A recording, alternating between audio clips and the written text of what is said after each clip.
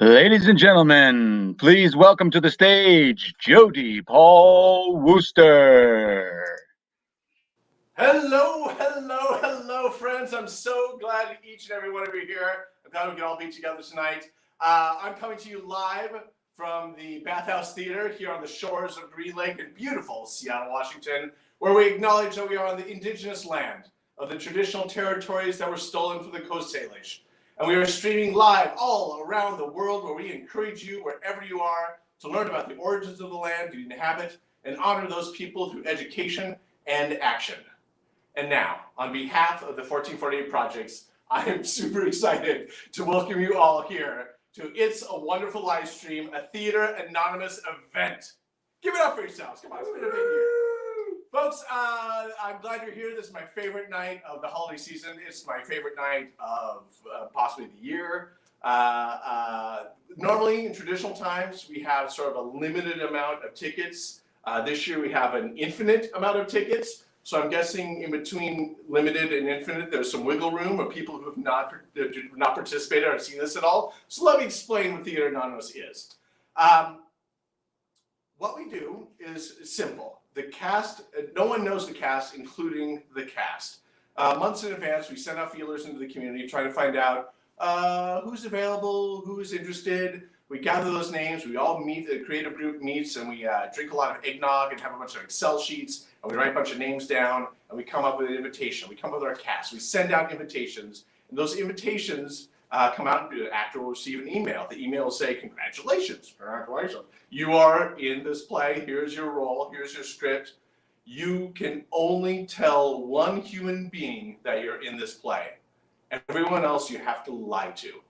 And so the actor will then rehearse one-on-one with the directing and the director's team. It has to be a director's team because there's so many hours to create this play. Imagine if you have a scene with 10 people, and normally you have 10 people in the room, you act with them all, it takes about an hour. This time you have an actor comes in, you rehearse with them for an hour. The next actor comes in, you rehearse with them for an hour. It takes forever. So eventually, after all this tireless rehearsal that comes about, we then have the show. Right now, traditionally, we would all be in the theater together. We would all be sitting in the audience. The actors would be sitting in the audience. Everyone would be dressed up, ready to go. We'd be shoulder to shoulder, kind of breathing the same air. It sounds super creepy right now, but kind of glorious. And suddenly, the first cue would come up. The actor would stand up, say their first line, come on down to the stage, and the play would begin. And that would continue all throughout the evening. The actor would stand up, join the other actors, and the play would become. Suddenly the line between actors and audience gets more and more blurred until we're just finally one giant room, just wheeling this story into life. And it's great, and it's glorious, and it's sometimes bumpy. It can be a bit of a mess at times, but it is guaranteed fresh. It is fresh theater. We're doing things a little differently this year, of course. There are advantages and disadvantages, certainly. I mean, one of the advantages is normally the actor has to lie to everyone all the time. And you run into people on the street, or run into after a show or in a bar or something, and you have to lie to everyone. And now no one is running into anyone randomly. Also, no one is, any actor can just say like, oh, what are you doing on December 12th? I'm at home. You're totally telling the truth. You're totally fine. So we're not spreading mistruths, which is a good thing in this sort of time right now. Also, another thing is normally during the play, the actor will stand up, say their line, the audience will crane their necks and look around and start applauding and start talking about it, and the actor has to work their way through the audience and come on down to the stage, and there's this moment between the actor, the new actor, they kind of size each other up, because sometimes we cast people who are work together, are old friends together, or maybe exes. No, we'd never do that. We might do that. Anyway, and it takes time. That takes a lot of time. I think personally we can cut 20 minutes to 45 minutes off the show time tonight. That's a good thing. That gives me a little more time to talk. All right, now another great thing. Well, one of the disadvantages, of course, of doing it this way is Theater Anonymous. But we don't have a theater, so it's just anonymous. We are professional theater makers. These are professional theater actors who are doing this. We do not make television. We do not make movies. We are trained to be in front of an audience and fill up a giant space to read an audience, use their energy, and throw it back at them. And now everyone is trapped in their own houses doing the best they can. So yeah, it's gonna feel awkward at first. It's super awkward for us. And it might feel awkward to you at first too. But it is what it is. The story is great. The acting is on point. If there's technical glitches or whatever, that is just noise and the cacophony that we call 2020, right? We gotta let it all go at this point. So, where was I? So this is what we're gonna do. Is this the best way to make theater? No, it's not the best way to make theater. But it is a great way of making a special night, a special event, and bringing a bunch of people together even though we're separate apart. Normally, at this point in time, I would take the themes of the play and the story and talk about how it reflects in our time right now. But frankly, I'm so sick of the narrative right now. Aren't we just exhausted with it? Instead, I'm going to talk really quickly about Christmas Eve 1990. I was 21 years old. I was living in a tiny studio apartment on Capitol Hill, and it had snowed super, super hard. I was locked in, and it was the first holiday I had ever spent all by myself. My girlfriend had already left a week before. It was in Texas. There was no way I was going to get out and be with my family, and so I was there by myself, and I was sad, and I was freaked out. And I bundled up, I went down to the store, and I got a Christmas microwave burrito, and a Christmas Jolly Roger Christmas 6-pack of ale, and I went back to my little apartment with the Christmas lights thumbtacked to the drywall, and I turned on the TV, and It's a Wonderful Life started playing. I had never seen It's a Wonderful Life. I was 21 years old, I had never seen it. I had seen all the tropes, and I'd seen all the parodies of it, and I had always been told it's this schlock, it's this holiday crap, whatever. And then I was like, well, I'm here. I'm going to do this all the way. And I watched it. And it was amazing. I mean, I didn't know how dark it is, how heartbreaking it is, how beautiful the characters are. And it's sentimental. Yes, it's sentimental, but the sentimentality is earned. And there's a community of people who are crazy, but who are totally supportive of each other. And it was kind of magical for me. Was it my favorite Christmas Eve? No! But it was special, and on a dark night, it gave me some light, and even though I was isolated, I didn't feel alone. And I hope, in a little way, that's what this show will do for you. Anyway, you ready to do it? Are we ready to do the show, gang? I am. Here we go. You have your minds for wine flight? Good. You all look fabulous, by the way. You look great. I'm just imagining you all dressed up or you're wearing your fancy holiday PJs, but you look great. Here we go. It's Christmas, 1945. Christmas Eve, 1945.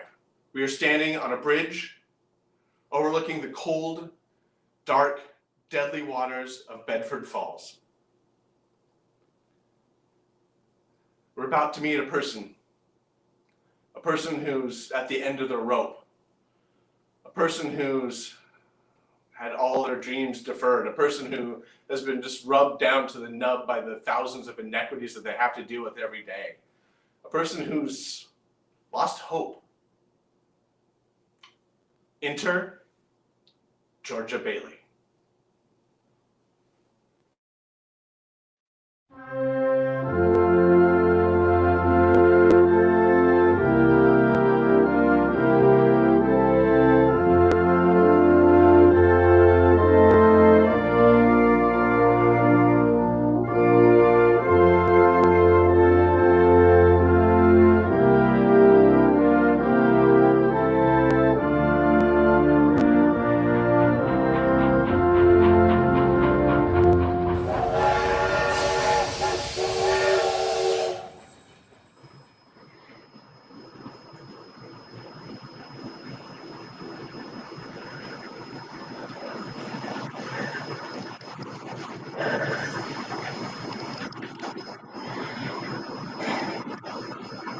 I wouldn't do that if I were you. Wouldn't do what? What you were thinking of doing. How do you know what I was thinking? Oh, we make it our business to know lots of things. Look, whatever you're selling, I'm not interested. Please, just leave me alone. No, you don't understand. I've got a job to do here. Look, you, just leave me alone. This isn't going very well. Well, you said it would be easy, but she won't listen. I know. If at first you don't succeed, blah, blah, blah. Have you ever read Tom Sawyer? What? Now, there was an industrious young man, and when things got tough, he didn't give up. You remember why? What are you talking about? He kept thinking about others, the people who needed him, just like you, Georgia. Say, how do you know my name? Oh, I know all about you. I've watched you grow up from a little baby. How could you? I've never seen you before. How's your lip? Is it still bleeding? Oh, that's the answer to a prayer I got a little bit ago. Oh, no, Georgia. I'm the answer to your prayer. What did you say? I'm the answer to your prayer. Clarence Oddbody, AS2.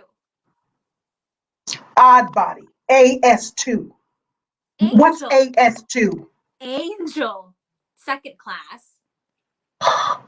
Now I know I've lost my mind. Oh, no, not yet. That's why they sent me down here. I mean, throwing away God's greatest gift, it's ridiculous to think of killing yourself over a measly $8,000. How did you know that? I've been trying to tell you, I'm your guardian angel. I know everything about you. Well, you look like the kind of angel I'd get.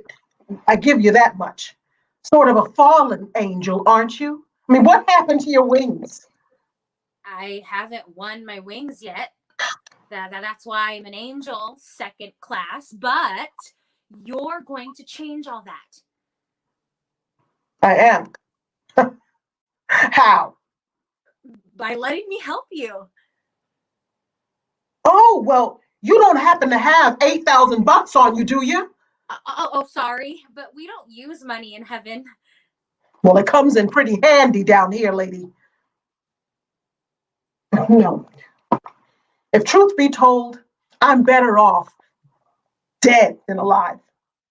Now look, you mustn't talk like that. I won't get my wings with that attitude. But besides, you don't realize how much you are worth. Why, if it hadn't been for you, If it hadn't been for me, everyone would be a lot better off. My wife, my kids, my friends. You wouldn't say that if you knew what I know. You are such an important influence in so many lives, Georgia, just like Tom Sawyer. What influence? Like the day you saved your brother after he'd fallen through the ice. Cost you the hearing in one ear, but you still did it. He was my brother. I just did it. I didn't think. Besides, that was a long time ago. I was just a kid. You've been that way your whole life, Georgia. Just like you saved Mrs. Gower, the pharmacist whose son died, and she turned mean with drink. You remember that?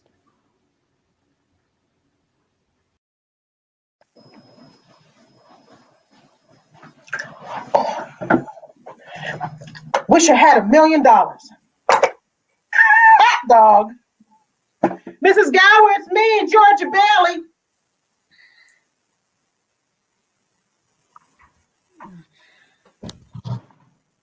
You're late. Yes, ma'am.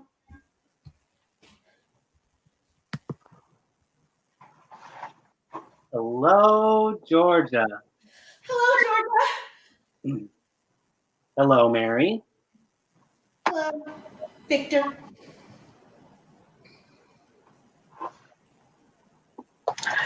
What do you have? I'm still thinking. 2 cents worth of shoelaces? Please, Georgia. I like her. You like everyone. What's wrong with that? Here you are. Help me down? Help you down. You made up your mind yet? I'll take chocolate. With coconut? I don't like coconuts. You don't like coconuts? Say, brainless, do you know where coconuts come from? Look here. Oh, the Fiji Islands, Tahiti, the Coral Sea. And the new magazine. I never saw it before. Of course you never. Only us explorers can get it. I've been nominated for the National Geographic Society. Is this the ear that you can't hear on? Georgia Bailey, I'll love you to the day I die. I'm going exploring someday. I'm gonna have a couple of harems and maybe 3 or 4 wives. Wait and see.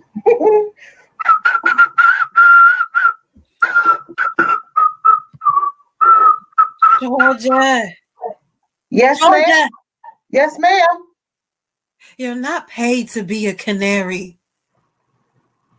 No, ma'am.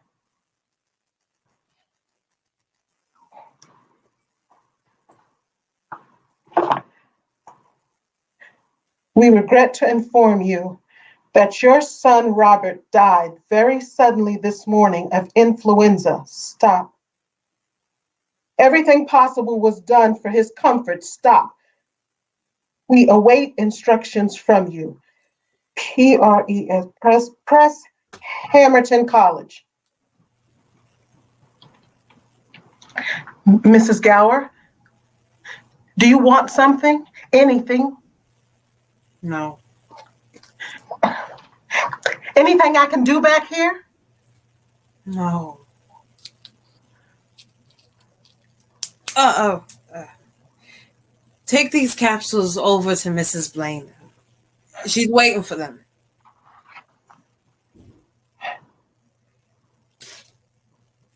They have the diphtheria there, haven't they, ma'am?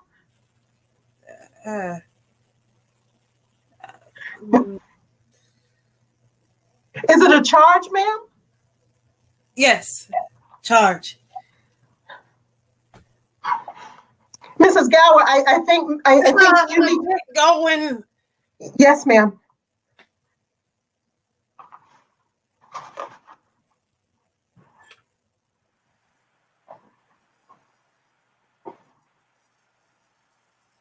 No one was there to help you make this decision, were they, Georgia? No. My mother was busy arguing again with Mr. Potter. That's right, Georgia. And what did you do? I went back to the drugstore. Why? That medicine should have been there an hour ago. It'll be over in 5 minutes, Mrs. Blaine. Georgia, where's Mrs. Blaine's box of capsules? The capsules? Did you hear what I said? Yes, ma'am. Yes. What kind of tricks are you playing anyway? Why didn't you deliver them right away? Don't you know that boy is sick? You're hurting my sore ear. Lazy loafer! Mrs. Gower, you don't know what you're doing. You put something bad in those capsules. And I know you're unhappy. You got that telegram and you're upset. But Mrs. Gower, you put something wrong in those capsules. If it's not your fault, Mrs. Gower. Here, see what you did. I mean, look at the bottle. You took the powder from? It's poison. I tell you, it's poison. I know you feel bad.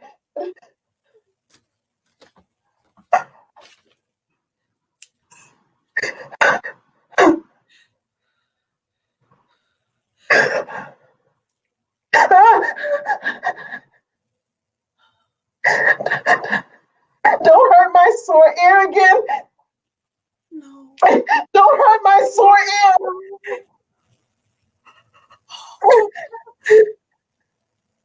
Georgia. Mrs. Gower, I won't ever tell anyone. I know what you're feeling. I won't ever tell a soul. Hope to die. I won't. Oh, Georgia. And you never did. Not to this day. That's remarkable. Well, she always liked young people. And lots of us, she gave lots of us our first jobs. Well, she never stopped caring about you, that's for sure. Remember that handsome suitcase she bought you when you were heading off to college? That seems like 1,000 years ago.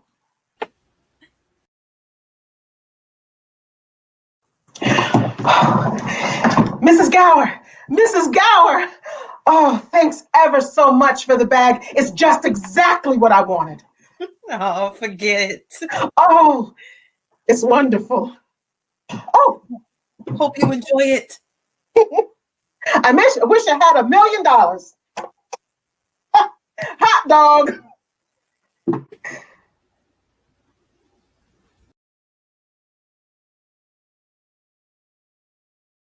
Hi, Bert.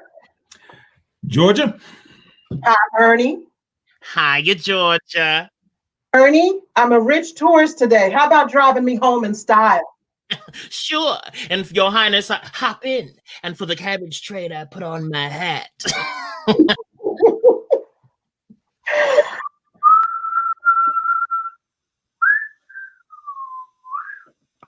Well, good afternoon, Miss Bailey. Hello, Victor. Hey, you look good. That's what you got over there. This whole thing here, you know why I wear it when I don't care how I look.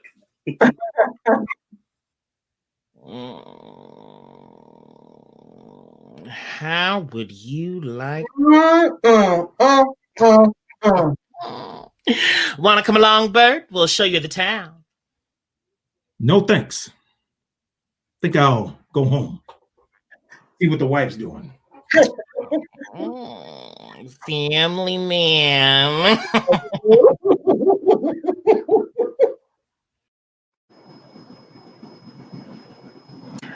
Boy, oh boy, oh boy. Ah, my last meal at the Old Bailey boarding house. Hey, Georgia, can I have the keys to the car? Oh, where's Andy? I'm going to need to take over a lot of plates and things. What? What plates? Oh, come on, Andy. I'm chairman of the Eats Committee, and we only need a couple dozen. Oh, no, you don't, Harry. Now, not the family's best Haviland.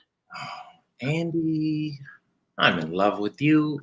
If you lay a hand on me, I'll hit you with my broom. Oh, let him have the plates, Andy. Oh, Georgia. I hope you have a good trip, Georgia. Your Titi Billy and I, we're going to miss you. I'm going to miss you too, Ma. What's the matter?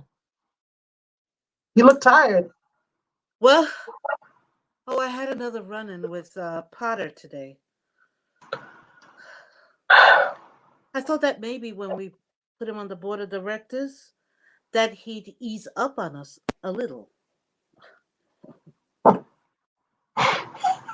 I wonder what's eating that old money-grubbing buzzard anyway.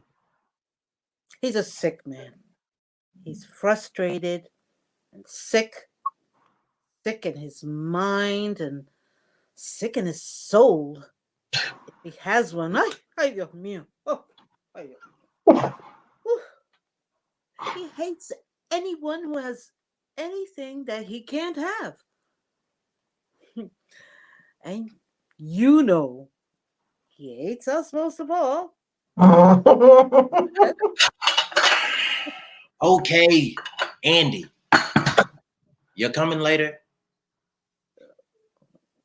You coming later, Georgia?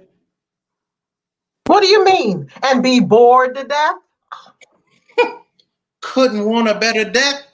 Lots of pretty girls, and we're gonna use that new floor of yours tonight too, right over the pool. Oh, I hope it works. No gin tonight, hijo. Just a little. Not a drop.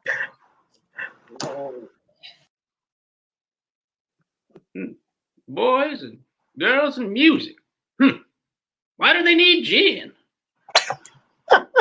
Ma, did I act like that when I graduated from high school? Pretty much. You know, Georgia, I wish we could afford to send Harry to college with you. Your father and I talked it over half the night. We got that all figured out. You see, Harry will take my job at the building and loan and work there 4 years, and then he'll go. He's pretty young for that job. Well, no younger than I was. You were born older, Georgia. How's that? I say, maybe you were born older, Georgia. I suppose you've decided what you're going to do when you get out of college? Oh, well, you know what I always talked about. Build things, plan new buildings, design new cities, modern cities, and all those things I always talked about. Still after the first million before you're 30? No, I'll settle for half that in cash. Well, of course, it's just a hope, but wouldn't you consider coming back to the building and loan? Would you? Well, Andy, why don't you pull up a seat? That way you be more comfortable and you can hear everything that's going on. I would. If I thought there's anything worth listening to. Oh, you would, huh? I know it's too soon to talk about it. Oh, no, Ma, I just couldn't. I couldn't face being cooped up in a shabby little office for the rest of my life. Oh, I'm sorry, Ma. It's just this business of nickels and dimes and spending all your life trying to save 3 cents on a length of pipe. Oh, I just go crazy. I want to do something important, something big. You know, Georgia, in a small way, I feel that we're doing something important. You know, satisfying a fundamental urge. It's deep in everyone to want walls and a roof and fireplace. And we are helping people get those things in our shabby little office. I know, Ma. I wish I felt the same, but I've been hoarding pennies like a miser in order to. I mean, most of my friends have already finished college. I just feel like if I don't get away, I bust. Yes. Yes, I know. I know. You see what I mean, right, Ma? This town is no place for anyone unless they want to crawl to Potter. You've got talent, Georgia. Get yourself an education and get out of here. You want a shock, Ma? I think you're great. Oh, did you hear that, Andy? I heard it. About time one of you lunkheads said it. I'm going to miss old Andy. Ma, I think I'll get dressed and go on over to Harry's party. Have a good time, Georgia. And you did too, remember? That was the night you met Mary Hatch. Of course, you had known her all your life, just never seemed to pay attention. But that night, something special happened.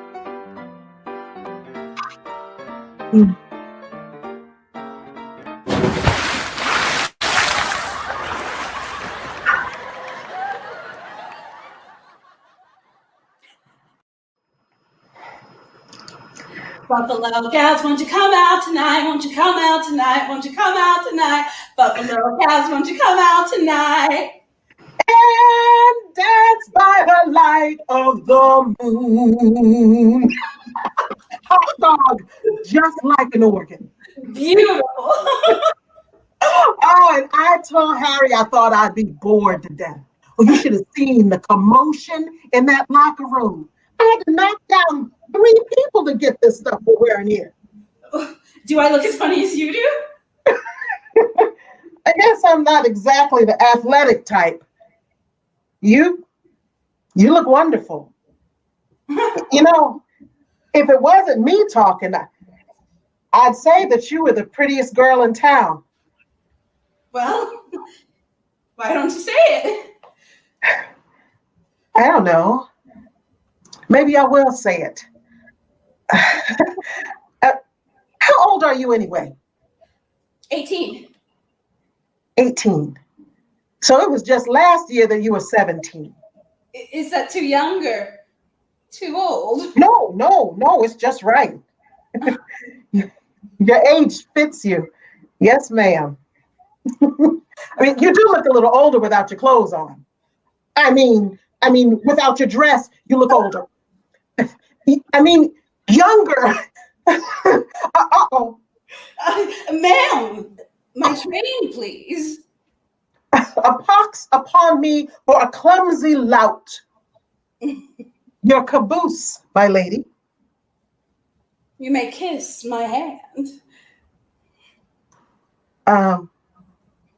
Hey, Mary. As I was lumbering down the street. Okay. Then I'll throw a rock at the old Granville house. Oh, no, don't. Oh, I love that old house. No. See, you make a wish and then you try and break some glass. I mean, you got to be a pretty good shot at that too these days. No, Georgia, don't. Oh, that place, it's full of romance. I'd love to live in it. In that place? Mm-hmm. I wouldn't live in it as a ghost. Now watch, okay? Right there on the 2nd floor.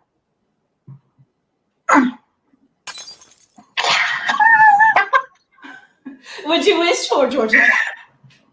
Oh, not just a wish, one wish. A whole hat full, Mary. You see, I know what I'm going to do tomorrow and the next day and the next year and the year after that. I'm shaking the dust of this little town off my feet and I'm going to see the world. Oh, Italy and Greece and the Parthenon and the Colosseum. And then I'm going to come back here, go to college and see what they know. And then I'm going to build things. Oh, I'm going to build airfields and I'm going to build skyscrapers 100 stories high and bridges a mile long. Are you going to throw a rock?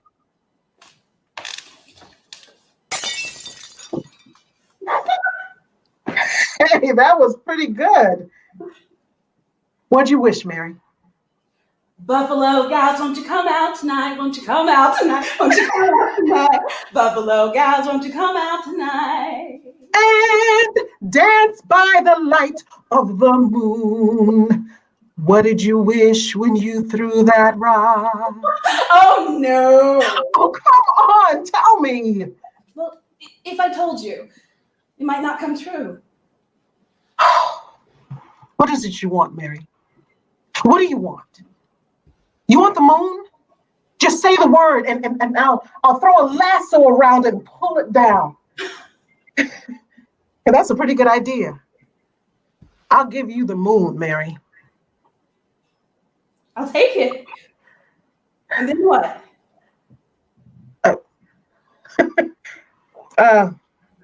Well, and then you swallow it.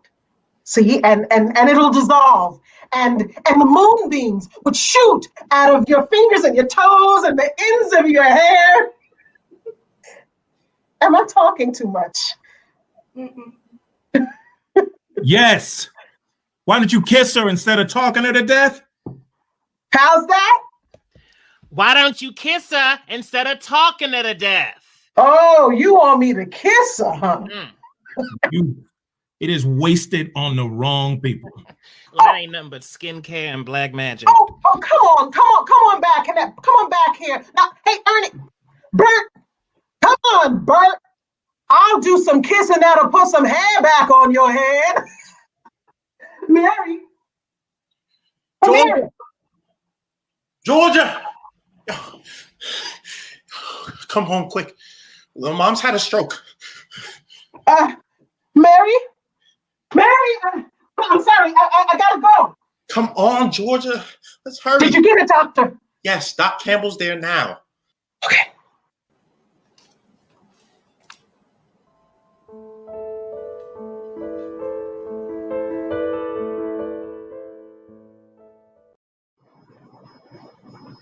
I think that's all we need you for, Georgia. I know you're anxious to make your train. Thanks, Auntie Billy. I have a taxi waiting. Bailey's. I thought it was important for me to pay my respects. It was nice of you to come, Mr. Potter. To the public, Penelope Bailey was the building and loan. Oh, that's fine, Potter, coming from you, considering you probably drove her to her grave. Penny Bailey didn't have a head for business. That's what killed her. Oh, I don't mean any disrespect to her. God rest her soul. She was a woman of high ideals, so-called. But ideals without common sense will ruin this town. So, at our next Board of Trustees meeting, I'm going to make a motion. A motion? That's right. A motion to dissolve the building and loan and turn its assets and liabilities over to receivership. But Mr. Potter. Potter? It's too soon after my sister's death to discuss dissolving the building and loan. Take that loan there to Ernie Bishop. You know, that fella that sits around all day on his brains in his taxi. I happen to know that the bank turned down this loan. But he comes here and we're building him a house worth $5,000. Why? He should wait and save his money if he can. Well, I handled that, Mr. Potter. I mean, you've seen all of his papers, his salary, insurance. I can personally vouch for his character. Ah, a friend of yours, eh? Yes, sir. You see, if you shoot pool with some employee here, you can come and borrow money. Now, what does that get us?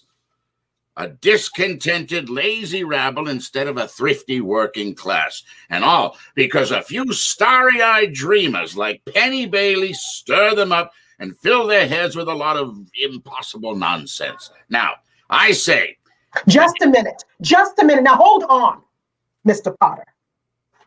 Now, you're right when you say that my mother wasn't a tycoon. You're right.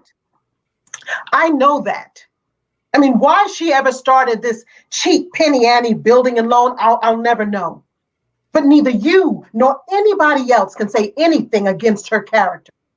I mean, her whole life was, in the 25 years that she and Auntie Billy started this thing, she never once thought of herself. Isn't that right, Auntie Billy? And she didn't save enough money for Harry to go to school, let alone me. Oh, but she did help a few people out of your slums, Mr. Potter. And what's wrong with that? Why, you're a businessman. Doesn't that make them better citizens, better customers?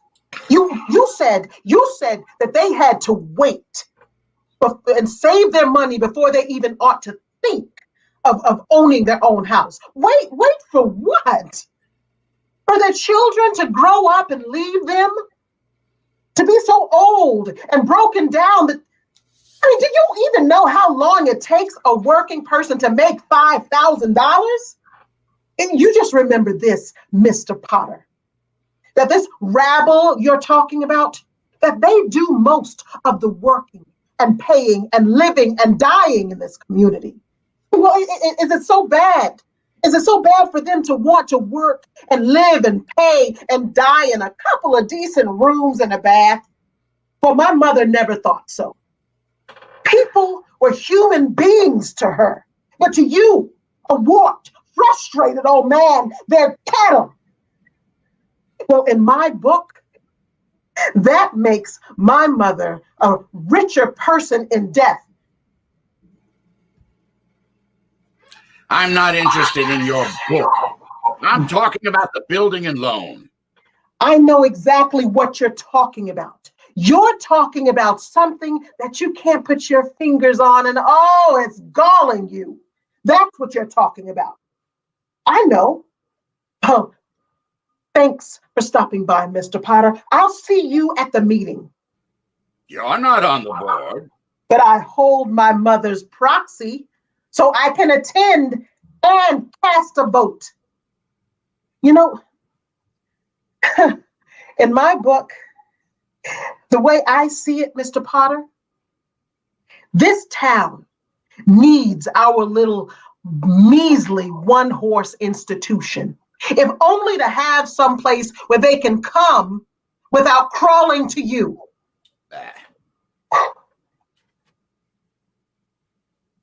Come on, Auntie Billy.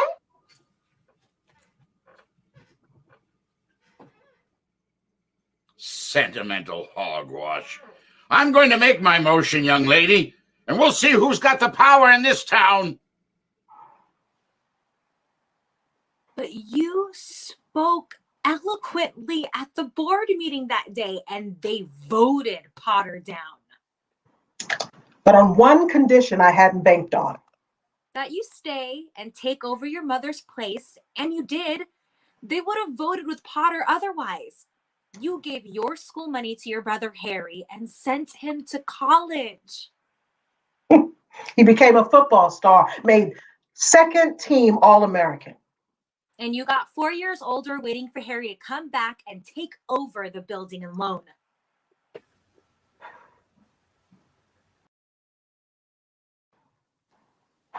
No, there's plenty of jobs around for people who like to travel. I mean, look here. Venezuela oil fields, wanted person with construction experience. And here, Yukon, wanted person with engineering experience. Oh, there she blows. Do you know what the three most exciting sounds are in the world? Uh-huh. Breakfast is served, lunch is served, dinner. No. Anchor chains, plane motors, and train whistles. Peanut. Oh, there's the old professor now. Old Professor Phi Beta Kappa. Old Georgia, Geographic Explorer Bailey. What? No husky dogs, no sleds. And Billy, you haven't changed a bit. Nobody ever changes here. You know that. Oh boy, am I glad to see you. Hey, where's Paul? He's home cooking the fatted calf. Come on, let's go. Wait a minute. Georgia and Billy, I want you to meet Ruth.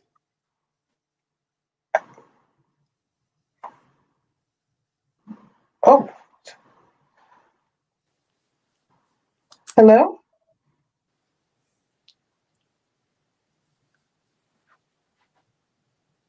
How do you do? Ruth Dakin. Ruth Dakin Bailey, if you don't mind. Well, I heard you I have a surprise. Here she is. Meet the wife. Well, what do you know? A wife? How do you do? Congratulations? What am I doing? Congratulations. Oh, you old son of a gun. You're married? Why didn't you tell somebody? You really married? Hey, Ruth, what are you doing marrying this two-headed brother of mine? I tell you, it's purely mercenary. My mother offered him a job. Got you? And a job too. Well, Harry's cup runneth over. Listen, Georgia, about the job. We spoke out of turn. I never said I'd take it, but you've been holding the bag down here for 4 years, and I won't let you down, Georgia. I would like to talk to you about it, though. Oh, wait a minute. I forgot my bags. I'll be right back.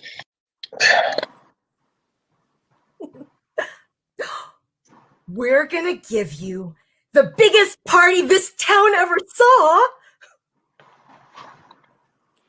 Georgia, Georgia, Georgia. That's all Harry ever talks about. Hey, Ruth, what about this job? Oh, my mother owns a glass factory in Buffalo and wants Harry started in the research business.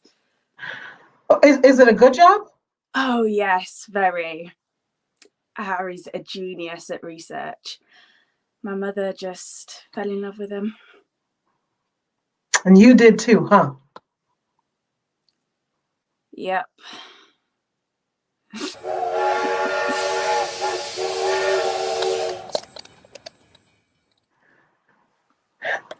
That sound still makes you sad, doesn't it, Georgia?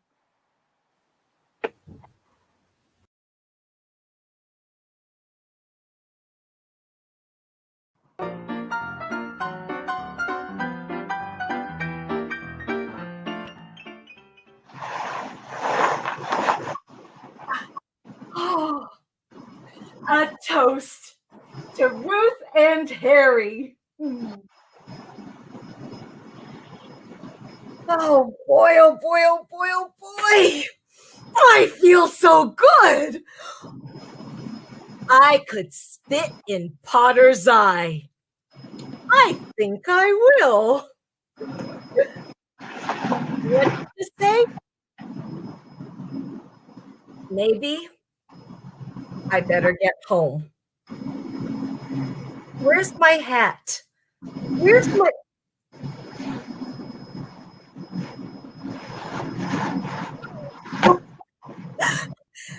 Thank you, Georgia.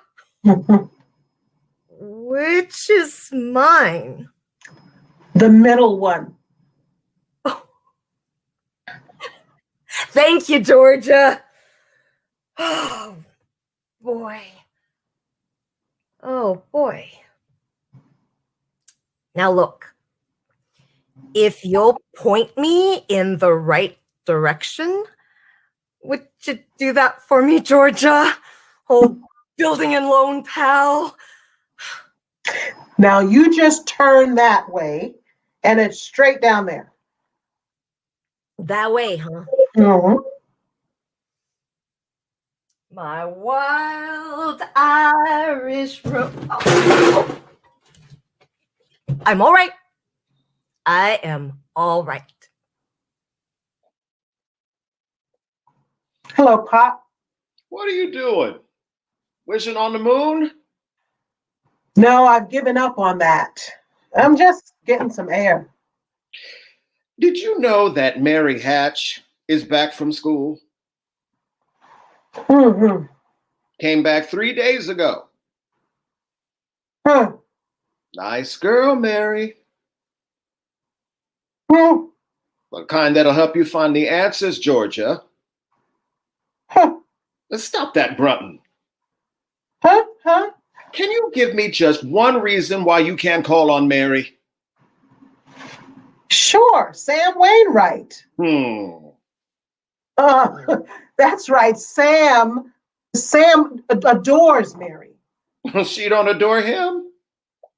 How do you know? Did she discuss it with you? No. Well, then how do you know? I've got eyes, haven't I? She lights up like a firefly whenever you're around. Oh. Besides, Sam Wainwright's away in New York. You're here in Bedford Falls. So all's fair in love and war? Well, I don't know much about war. Ah, all right, Father. You know, I can see right through you. Mm-hmm. Right back to your back collar button. You trying to get rid of me? Uh-huh. All right, Father. I think I will go out and find a girl and do some passionate necking. Oh, Georgia. Now, old building and loan pal, if you just point me in the right direction, this way?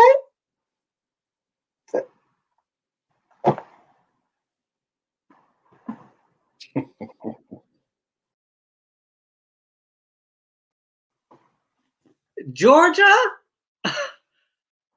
Hello, Georgie Porgy. Hello, Vic. What gives? Nothing.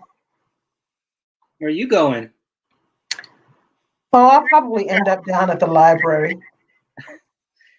Georgia, don't you ever get tired of just reading about things?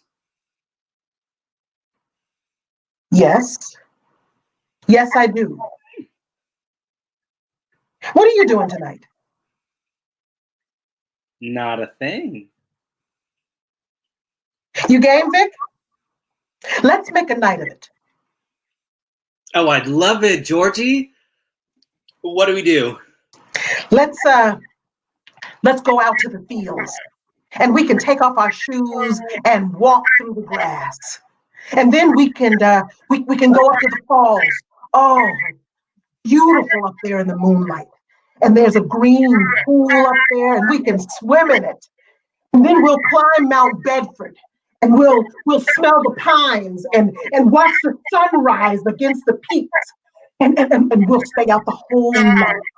And everybody will be talking. And it'll be a terrific scandal. Georgia, have you gone crazy? I mean, walk in the grass in my bare feet. Why, it's 10 miles up to Mount Bedford. Okay, just forget the whole thing.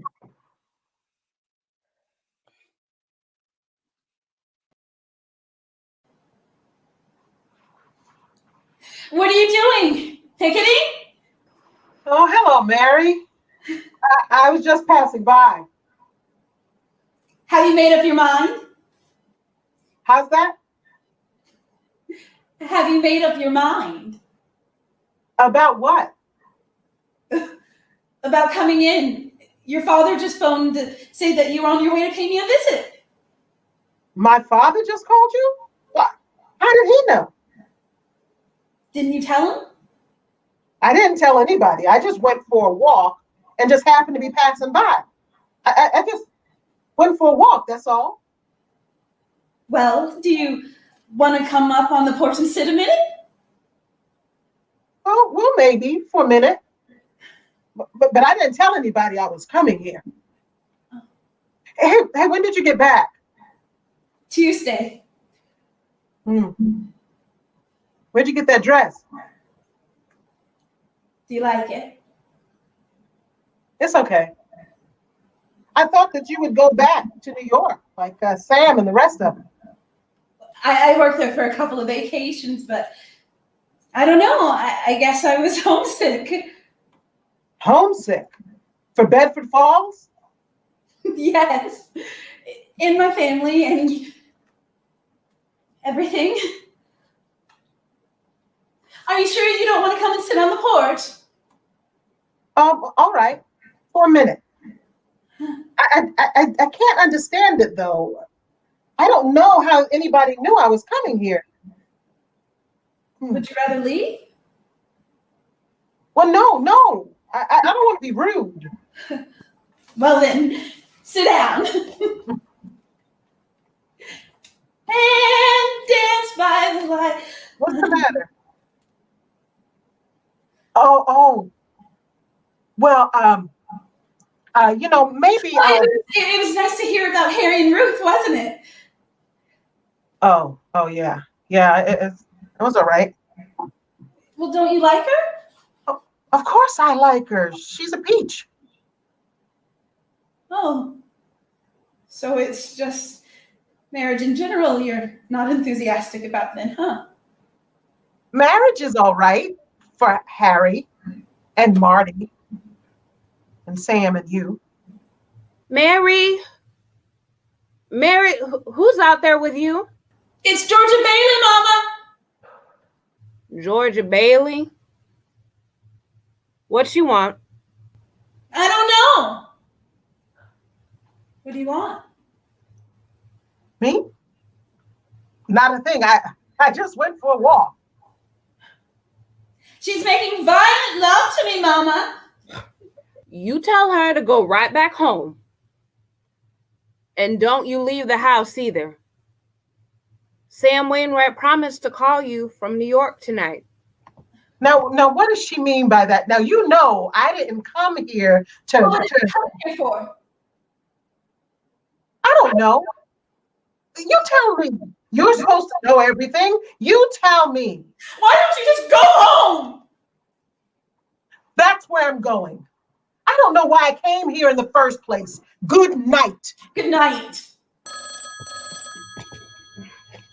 House residents.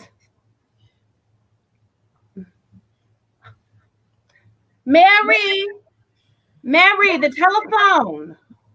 It's Sam. I'll get it out here, Mama. Mary, he's waiting. Hello. I forgot my hat. Oh, hee-haw! Hello, Sam. How are you? Oh, great. Gosh, it's good to hear your voice again. Oh, that is awfully sweet of you, Sam. There's an old friend of yours here, Georgia Bailey. You mean old Mossback, Georgia? Yes, old Mossback, Georgia. Put her on. Wait a minute, I'll call her. Georgia? He doesn't want to speak to Georgia, girl. He does so. He asked to speak to her. Georgia! Sam wants to speak to you.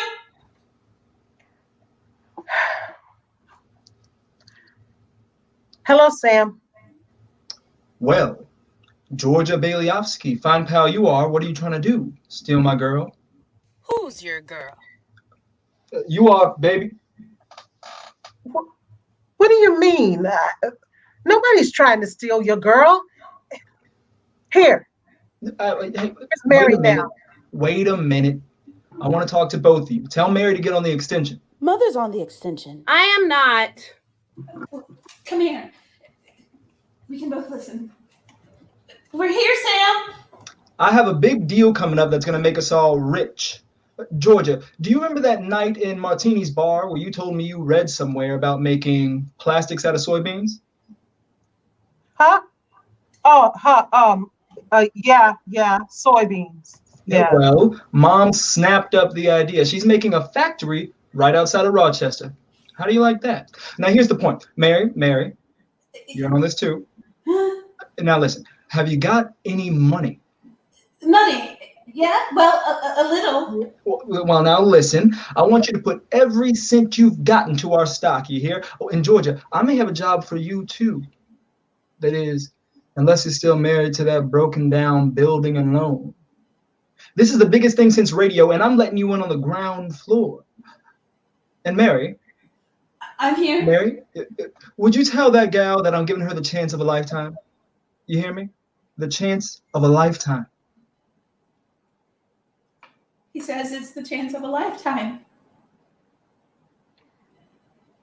Now you listen to me. I don't want any plastics. I don't want any ground floors. And I don't want to get married to anyone ever. Do you understand that? And you are, oh, Mary. Georgia. Oh, Mary.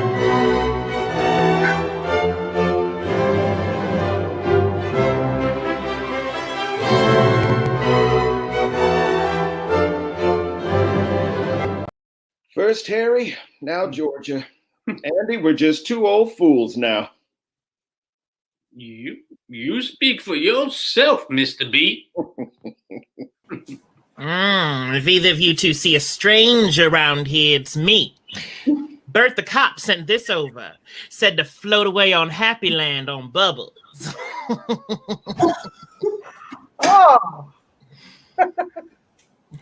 Look at this champagne. Good old Bert. By the way, where are you two going on this here honeymoon? Where are we going? Look at this. There's the kitty, Ernie. Here, come on, count it, Mary. I feel like a bootlegger's wife. Look. You know what we're gonna do? We're gonna shoot for the works. We're gonna go to a whole week in New York, a whole week in Bermuda, the tallest hotels, the oldest champagne, the richest caviar, the hottest music, and the prettiest one. That does it. Then what? After that, who cares? Oh, that does it. Come here, honey. I hate to break anything up, but there's something funny going on down at the bank, Georgia. I've never really seen one, but it's got all the earmarks of a run. If you got any money in the bank, you better hurry. Just a minute, honey. Please, let's not stop, Georgia. I'll be back in a minute, Mary.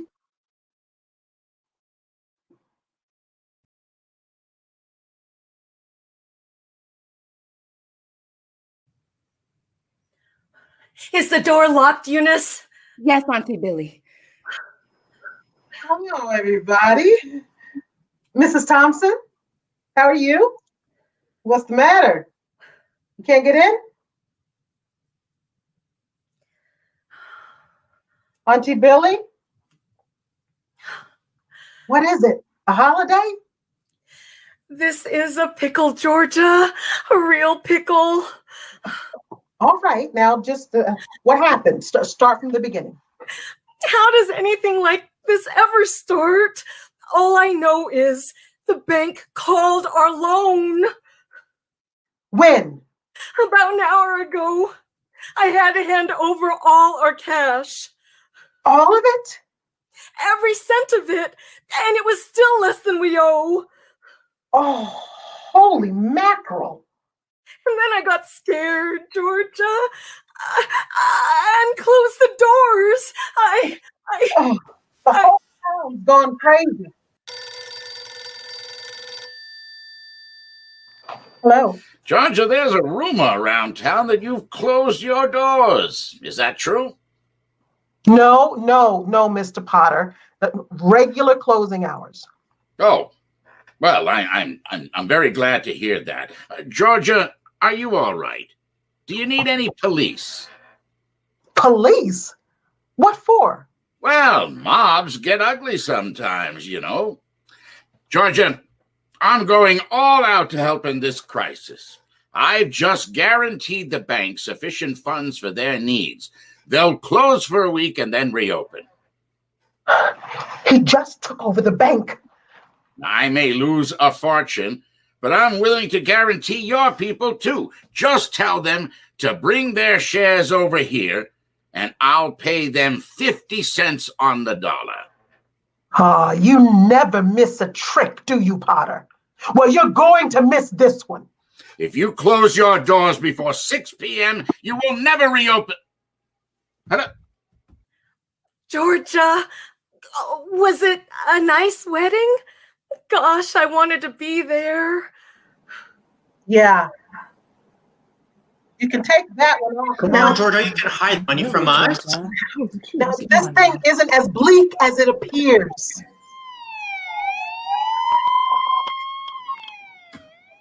Now, I have some news for you folks. I just talked to Mr. Potter, and he's guaranteed cash payments at the bank. Now, the bank will be reopening next week. But Georgia, I got my money here. Did he guarantee this place? Well, no. No, Miss Andrews, but I didn't even ask him. We don't need Potter here. I'll take mine now. But you're thinking of this place all wrong. As if I had the money back in the safe. Money isn't here. Your money is in Ed's house, right next to yours, and in Macklin, and Mr. Kinson's house, and then in 100 other houses. Why, you're lending them the money to build, and in return, they will pay it back as best they can. Now, what are you going to do? Are you going to foreclose on them?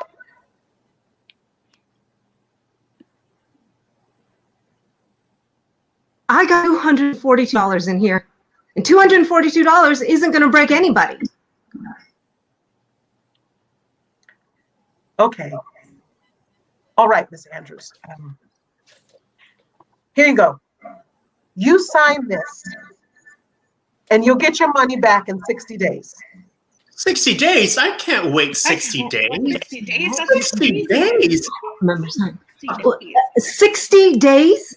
Well, now that's what you agreed to when you bought your shares. Miss Andrews, did you get your money? No. Well, I did.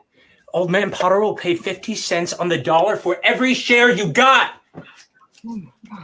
50 cents on a dollar? I should just go there. Cash. Well, what do you say?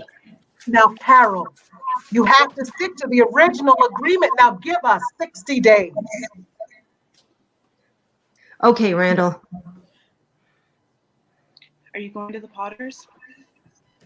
Better to get half than nothing. Now, Carol, Randall, now, wait, now listen to me. I beg of you not to do this. If Potter gets hold of this building in Lone, there'll never be another decent house in this town. I mean, he's already got a charge of the bank and the bus lines and the department stores. And now he's after us. Why? It's very simple, really. Because we're cutting in on his business, that's why. And because he wants to keep you living in his slums and paying the kind of rent that he decides. I mean, Ed, you lived in his house before, haven't you? Have you forgotten? Have you forgotten what he charged you to live in that broken down dump? And Miss Andrews, you remember last year when you were having some tough times and you couldn't make your payment? You didn't lose your house, did you? Now, do you think Potter would have let you keep it? I mean, can't you understand what's happening here? Can't you see what's happening? Potter isn't selling, Potter's buying. And why? Because we're panicking. That's why. I mean, he's picking up some bargains. Now we can get through this, all right, but we have to stick together, though. We have to have faith in each other. But my husband hasn't worked in over a year and I need money. How am I going to live until the bank opens? I got doctor bills to pay. I need cash. Can't feed my kids off faith. I need my money now, Georgia. You have need to it set today. this right. My kids are hungry. I need it now. How much do you need?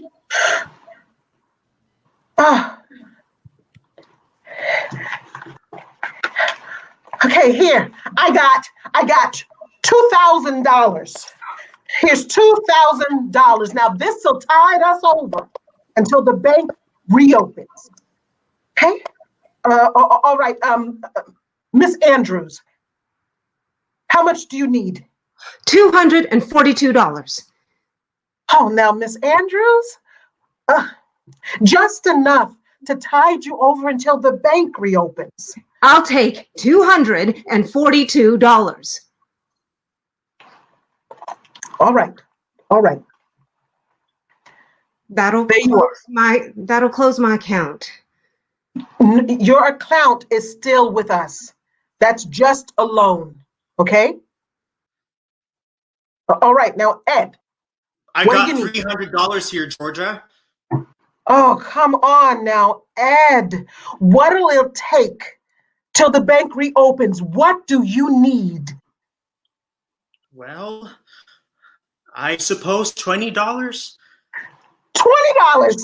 Yes, now you're talking. Thanks, Ed. Fine. Okay, Miss Thompson, how much do you need? I could go along with 20, all right? 20. Yes. Okay, who's next? Could I have 1750? Bless your heart. Of course you can have it. You got 50 cents?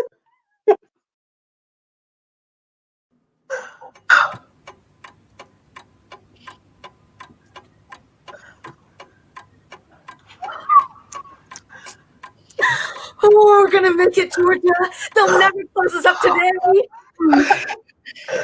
Okay.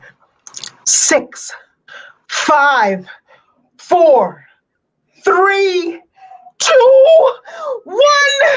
Bingo! We made it. Oh, look, we still got $2 left. Oh, let's have some of that. Get some glasses, Eunice. We're a couple of financial wizards. Real Rockefellers.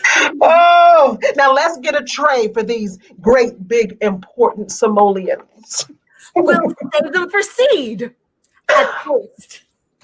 Toast. A toast to Papa Dollar and Mama Dollar. And if they want the business alone to stay in business, then they better make a family real quick. I wish they were rabbits. Yeah, I do too. Cheers. Cheers.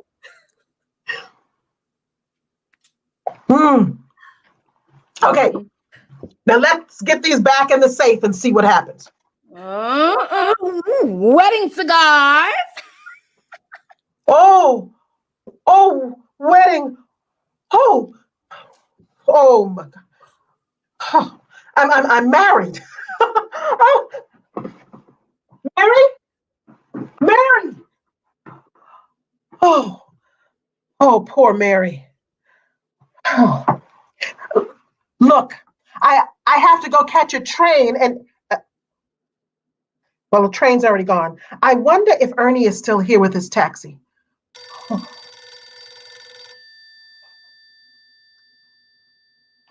Hello, Bailey Building and Loan. Yes, hold the line.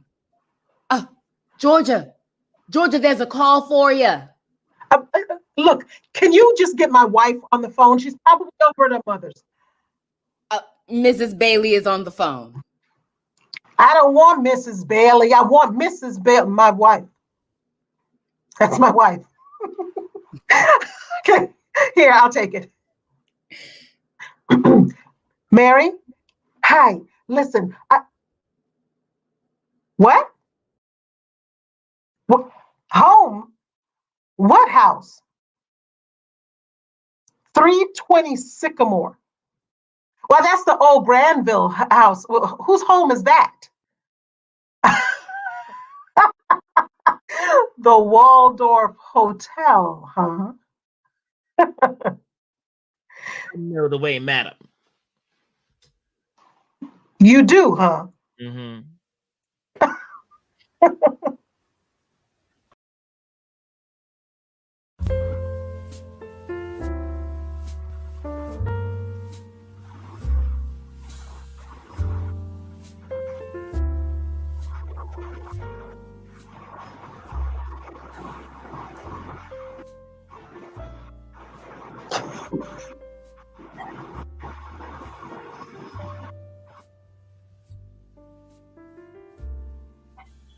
Hi, Georgia.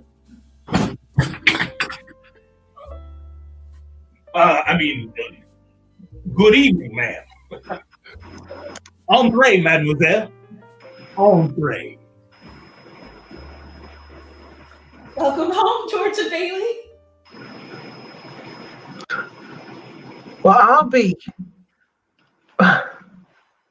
Mary, Mary, where did you? Oh, Mary. Remember the night that we broke the windows on this old place? This is what I wished for. Baby, you're wonderful. Night and day, under the hide of me, there's an oh such a hungry yearning burning inside of me.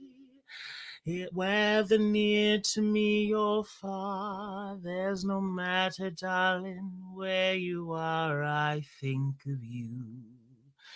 Night and day.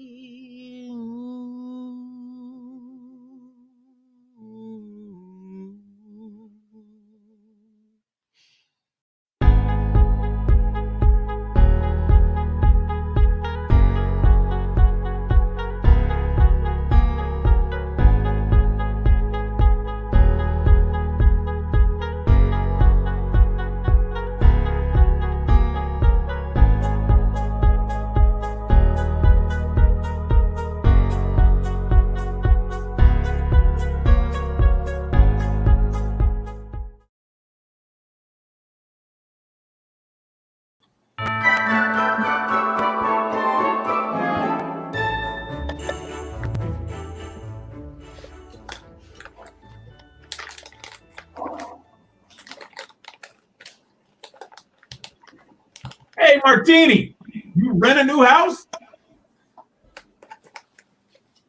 Rent? You hear what he said? Rent. I own my house. We own our house. I own my home. Me, Joseph Martini. We don't live like pigs in Mr. Potter's field. Come here, Maria. Ooh, family man. Fred, that this house may never, no hunger, and salt, that life may always have flavor. And wine. That joy and prosperity may reign forever. Enter the Martini Castle. You never saw the real success of your work, did you, Georgia? Well, it's not like I'm Sam Wainwright, buying new cars and traveling around the world. There is a lot more to life than making money, Georgia Bailey. Besides, you had your chance, didn't you?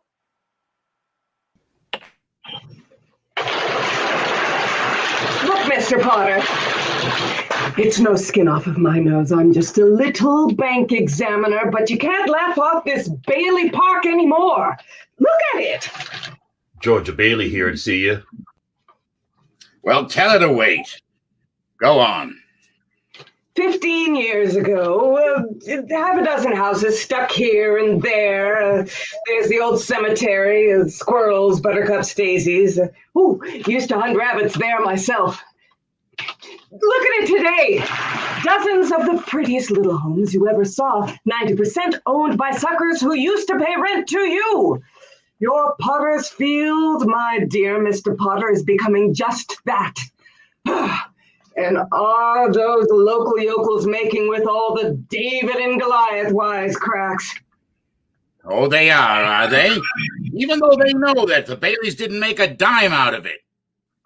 You know very well why. The Baileys were all chumps. Every one of these homes is worth twice what it cost the building and loan to build. If I were you, Mr. Potter, As I say, no skin off of my nose, but one of these days, this bright young bank examiner is going to be asking Georgia Bailey for a job.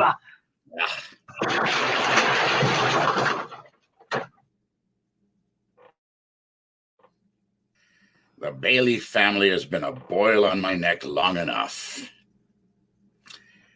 Send her in.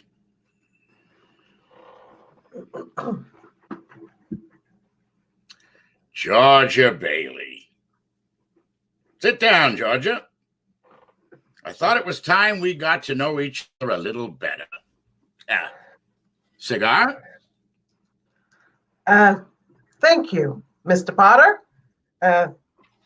This is quite a cigar. You like it? I'll send you a box. Well, I suppose I'll find out sooner or later, but what exactly did you need to see me about?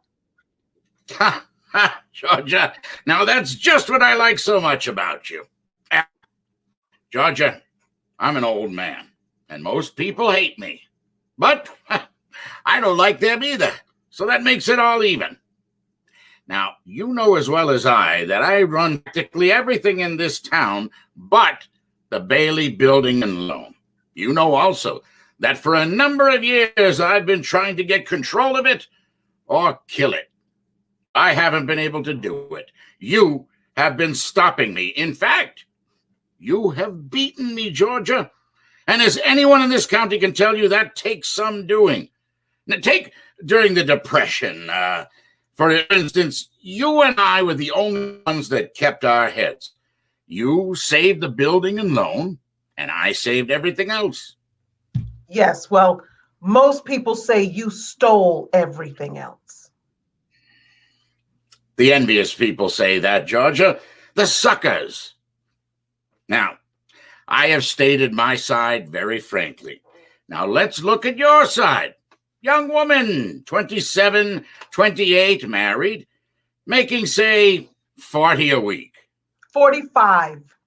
About 45, out of which, after supporting your father and paying your bills, you're able to keep, say, 10, if you skimp. A child or two comes along and you won't even be able to save the 10. Now, if this young woman of 28 was a common, ordinary yokel, I'd say she was doing fine. But Georgia Bailey is not a common, ordinary yokel. She's an intelligent, smart, ambitious young woman who hates her job, who hates the building and loan almost as much as I do. A young woman who's been dying to get out on her own ever since she was born. A young woman, the smartest of the crowd, mind you. A young woman has to sit by and watch her friends go places because she's trapped. Yes, ma'am, trapped. Now, do I paint a correct picture or do I exaggerate? Now, what's your point, Mr. Potter? My point? My point is I want to hire you. Hire me? I want you to manage my affairs, run my properties. Georgia, I'll start you out out at $20,000 a year. 20,000 a year? You wouldn't mind living in the nicest house in town, buying your wife a lot of fine clothes, couple of business trips to New York a year, maybe once in a while, Europe. You wouldn't mind that, would you, Georgia? What I'm... You're not talking to somebody else around here, are you? I mean, you know this is me. You remember me, Georgia Bailey? Oh, yes, Georgia Bailey, whose ship has just come in, providing she has brains enough to climb aboard. Well, what about the building and loan? Oh, confounded woman. Are you afraid of success? I'm offering you a 3-year contract at $20,000 a year, starting today. Now, is it a deal or isn't it? Well, well, Mr. Potter, I know I should jump at the chance, but I wonder if it's possible for you to give me 24 hours to think it over. Sure. You go on home and talk about it with your wife. I'd like to do that. In the meantime, I'll draw up the papers. All right, sir. Okay, Georgia? Okay, Mr. Potter.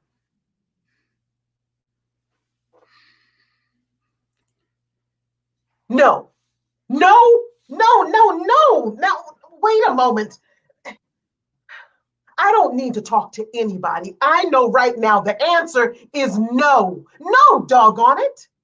Oh, you sit there and you weave your little webs and you think the whole world revolves around you and your money. Well, it doesn't, Mr. Potter.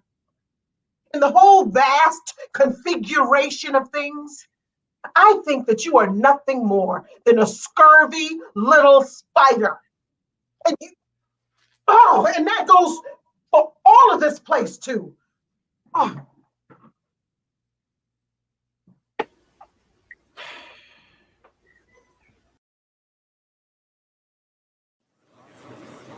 Young woman, 27, 28, married, making, say, 40 a week. You mean old Mossback, Georgia? Yes, old Mossback, Georgia. Who hates her job, who hates the building and loan almost as much as I do. Georgia, don't you ever get tired of just reading about things? Unless you're still married to that broken down building and loan. Who has to sit by and watch her friends go places because she's trapped. Yes, ma'am, trapped.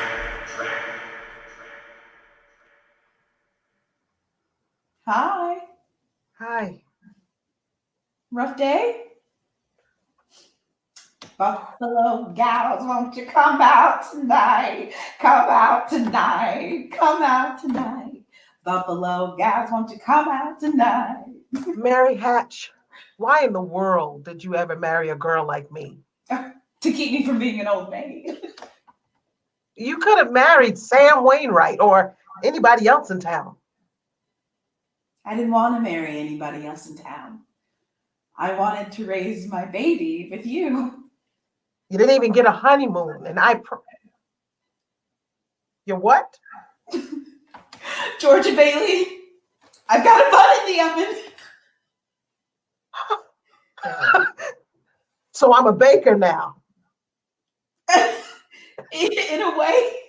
Yeah. You know what I mean. But what is it, a boy or a girl? Mm-hmm.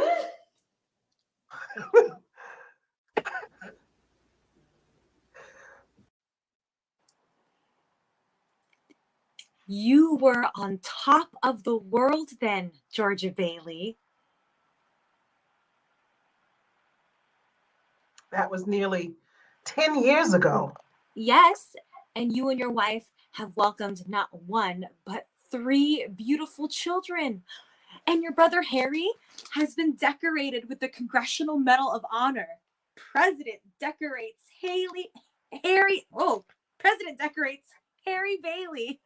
Yes, that was the headline in this morning's paper. That's right.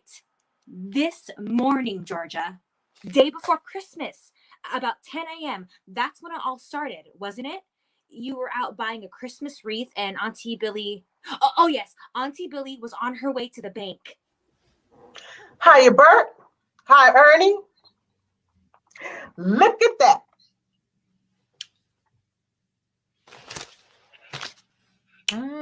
It's gonna snow. The Giants beat the Bears. What do you mean it's gonna snow? Look at the headline. We know. We think it's wonderful.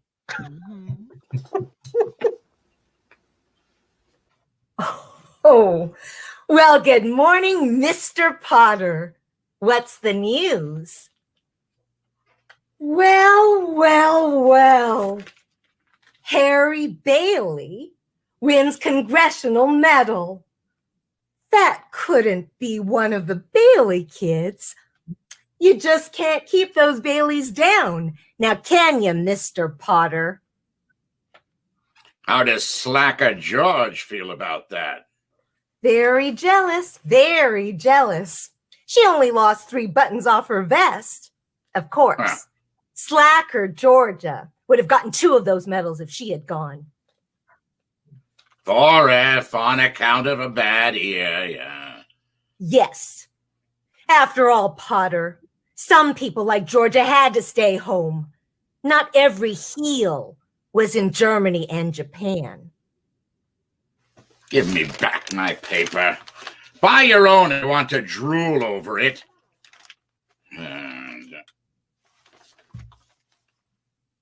Wait a minute. No.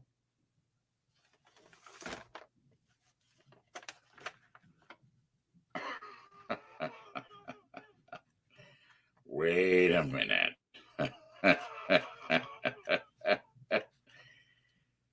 Why not? Yes. Why not?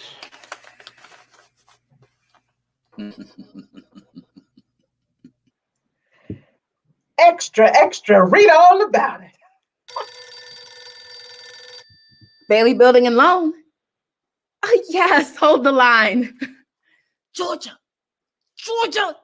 it's Harry on long distance from Washington. Harry?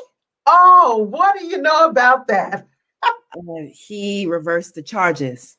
But it's okay, isn't it? What do you mean, is it okay? For a hero? Harry? Oh, you old 7 kinds of a son of a gun. Congratulations. Now, how's Pop standing it? He did. What do you know? Pop had lunch with the president's wife. Well, what did they have to eat? What did they have to eat? Oh, Harry, you should see what they're cooking up for you in town. Oh, are they? Oh, the Navy's going to fly Pop home this afternoon. Ooh, in a plane? What? Auntie Billy? Has Auntie Billy come in yet? No, she stopped at the bank first. No, she's not here right now, Harry. Okay, but look. Georgia? Tell me about it. Georgia, that woman's here. What? What woman? The bank examiner. Oh, okay. Talk to Eunice a minute, will you? I'll be right back. Good morning, ma'am. Carter, bank examiner. Merry Christmas, Mrs. Merry Christmas. Carter.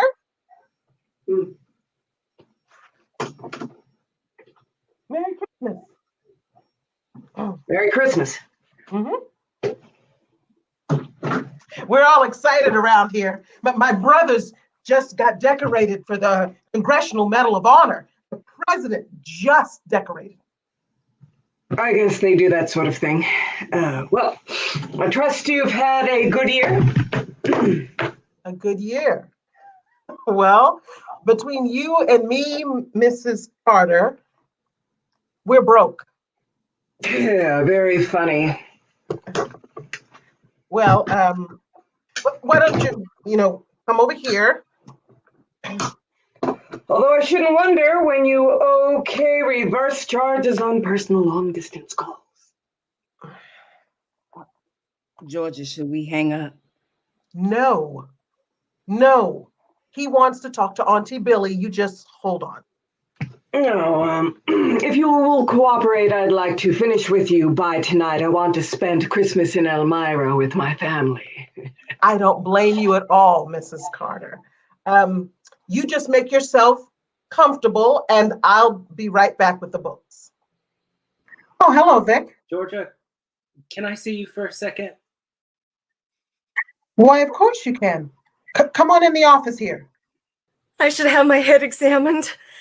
$8,000. It's got to be here somewhere. Oh, Auntie Billy, hurry!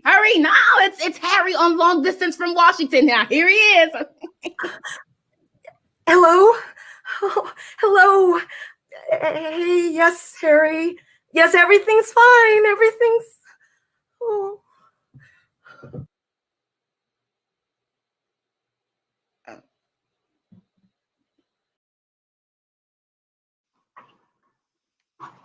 Here you are.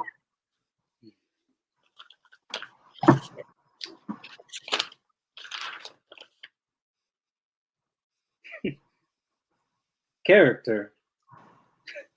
If I had any It character. takes a lot of character to leave your hometown and start all over again.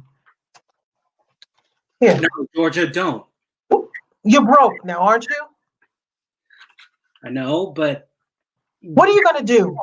Hock those furs and that hat? You're gonna walk to New York?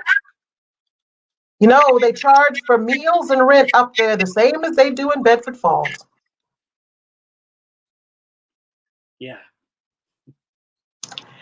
It's a loan. That's my business, the building and loan. Besides, you'll get a job. Good luck to you. I'm glad I know you, George Bailey. Say hello to New York for me, okay? Yeah. Yeah, sure. I will. Now we want to hear from you, okay? So, hey. What's the matter? Merry Christmas. Merry Christmas, Georgia. Georgia Bailey?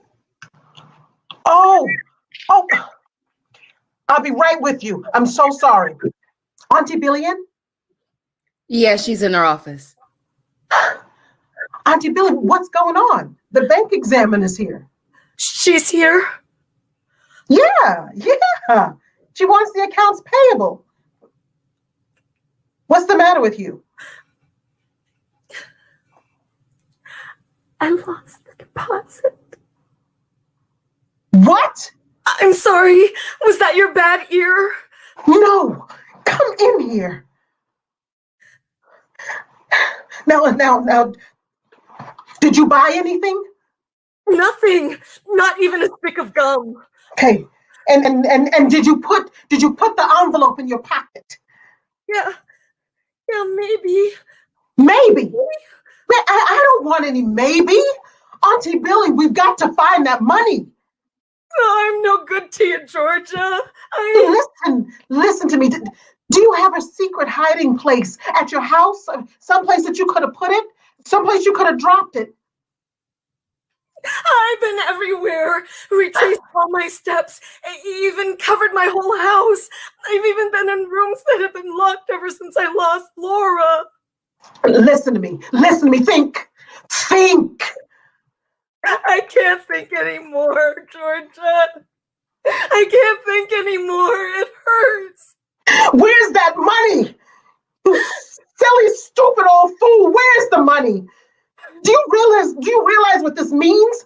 It means bankruptcy and scandal and prison. That's what it means. One of us is going to jail, and it's not going to be me.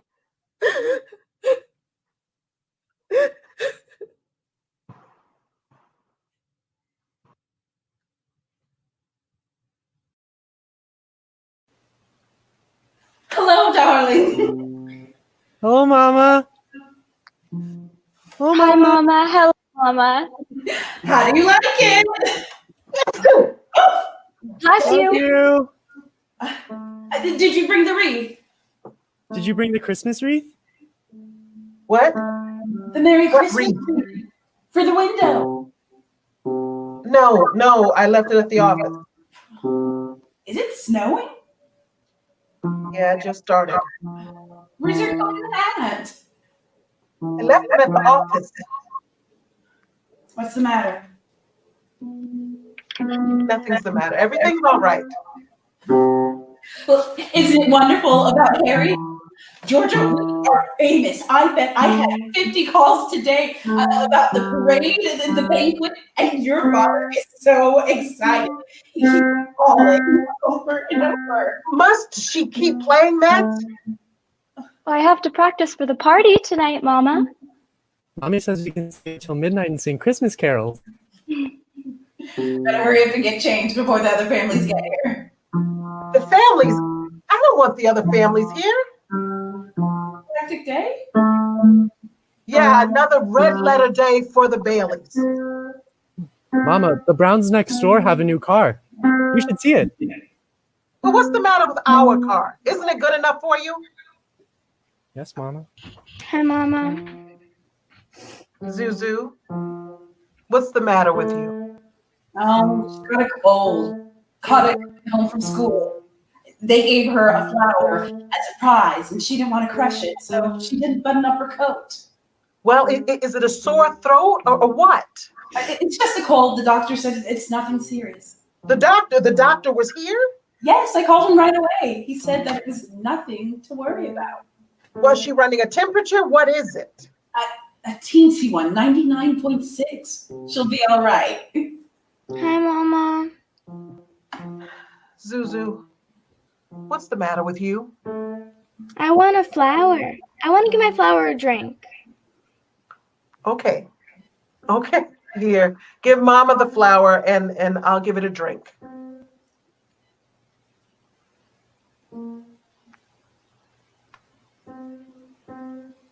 Oh, look at the petals. Look, Mama. Paste it. All right. Now I'll paste these back together, okay?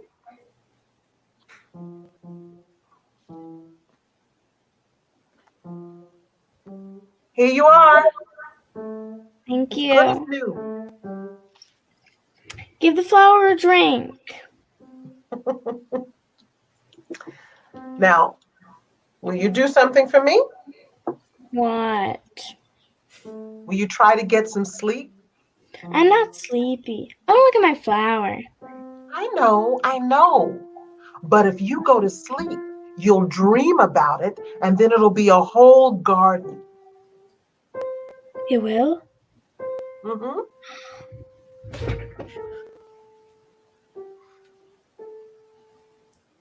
Gosh, it's this drafty old house. Drafty old thing. I don't know why we don't all have pneumonia in this drafty thing. We might as well be living in a refrigerator. And why did we have to live here in the first place and stay in this crummy little town?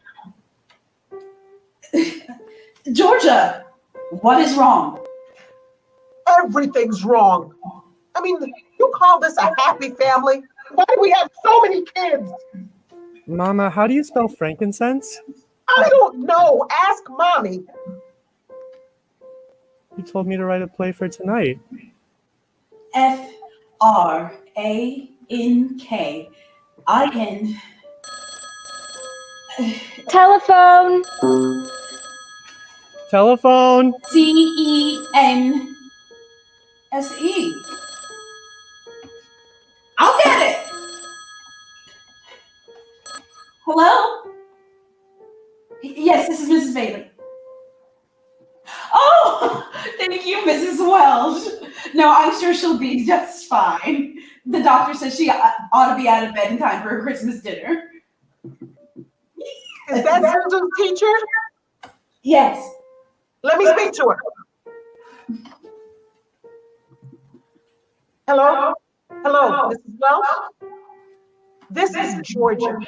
Georgia Bailey. Say, what kind of teacher are you anyway? What do you mean sending her home like that? Half naked. Do you realize that she'll probably have pneumonia on account of you? Georgia! Is this the sort of thing that we pay taxes for? To have a teacher that's silly and stupid and careless? People who send our kids home without any clothes on? No. You know, maybe my kids aren't the best dressed kids. Maybe they don't have any decent clothes. Oh. Hello, Mrs. Welsh. Hi, I just want to apologize. Hello? I think she hung up. Well, I'll hang her up. Georgia! Mama, how do you spell hallelujah? How should I know? What do you think I am, a dictionary? Zuzu, you've been playing, don't you know that already? You've been playing it over and over. Now stop it, stop it.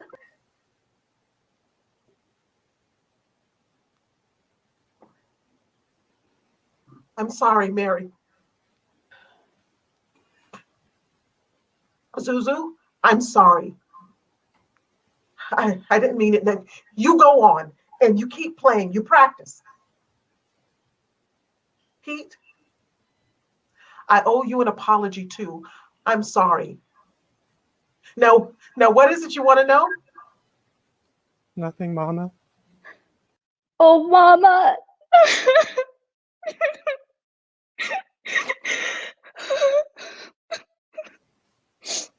Georgia, why must you torture the children? Why don't you just... Mary.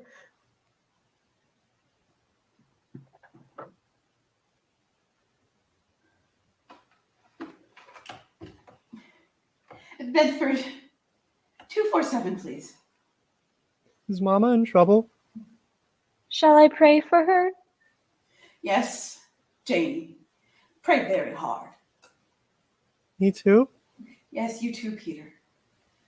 Auntie Billy, you better come get your niece.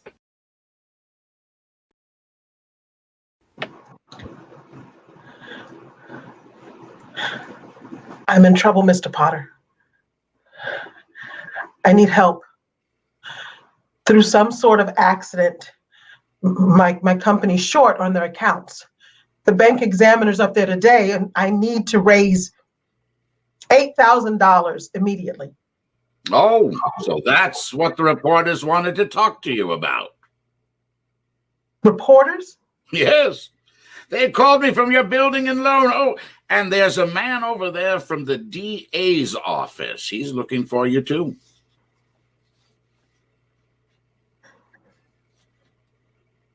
Help me, Mr. Potter. Won't you help me, please? Can't you see what this means for my family? I'll pay you any sort of bonus on top of the loan, any interest.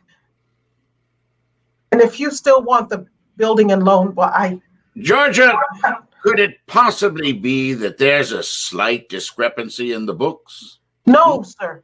Nothing's wrong with the books. I've misplaced $8,000 and I can't seem to find it anywhere. You misplaced $8,000? Yes, sir. Have you reported it to the police?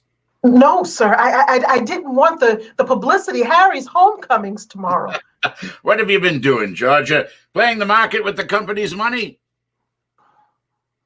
No, sir. I haven't. Oh, what is it then? An affair then? You know, it's all over town that you've been giving money to Victor Bick. What? Not that it makes any difference to me, but why did you come here? Why don't you go see Sam Wainwright and ask him for the money? I can't get hold of him. He's in Europe. Well, what about all your other friends? They don't have that kind of money, Mr. Potter. You know that. You're the only one in town who can help me. I see. I've suddenly become quite important. What kind of security would I have, Georgia? Have you got any stocks? No, sir. Bonds, real estate, collateral of any kind? I have some life insurance, a $15,000 policy. Yes. How much is your equity in it? $500. $500. And you want me to lend you $8,000? Look at you. You used to be so cocky. You were going to go out and conquer the world. You once called me a warped, frustrated old man. Well, what are you but a warped, frustrated young woman? A miserable little clerk crawling in here on your hands and knees and begging for help. No securities, no stocks, no bonds, nothing but a miserable little $500 equity in a life insurance policy. You're worth more dead than alive. Why don't you go to the riffraff you love so much and ask them to let you have $8,000? You know why? Because they'd run you out of town on a rail. But I'll tell you what I'm going to do for you, Georgia. Since the state examiner is still here, as a stockholder for the building and loan, I'm going to swear out a warrant for your arrest. Misappropriation of funds, manipulation, malfeasance. Oh, all right, Georgia. Go ahead. You can't hide in a little town like this.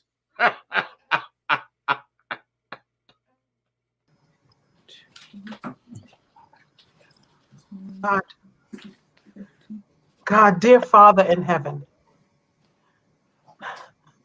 I'm not a praying woman, but if you're up there and you can hear me, show me the way, God. I'm at the end of my rope. Show me the way. No. Here.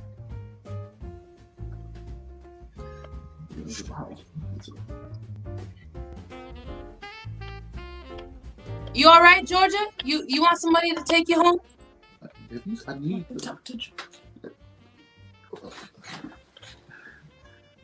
Why are you drinking so much, my friend? Please go home, Georgia Bailey. This is Christmas Eve. Bailey? Which Bailey? Well, this is Georgia Bailey.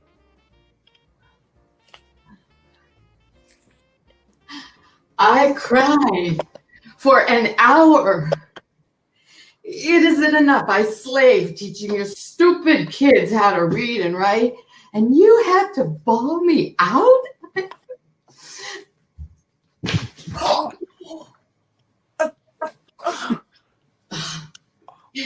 And the next time you talk to me like that, you'll get worse.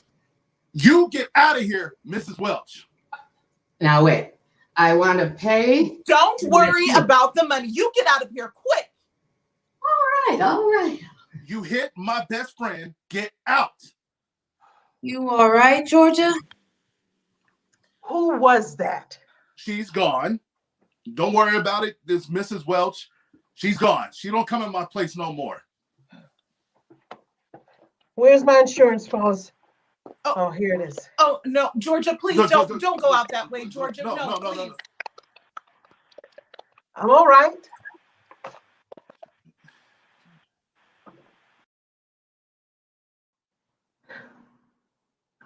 You see, Georgia, I told you, I'm the answer to your prayer. Oh, you mean someone actually heard me in there?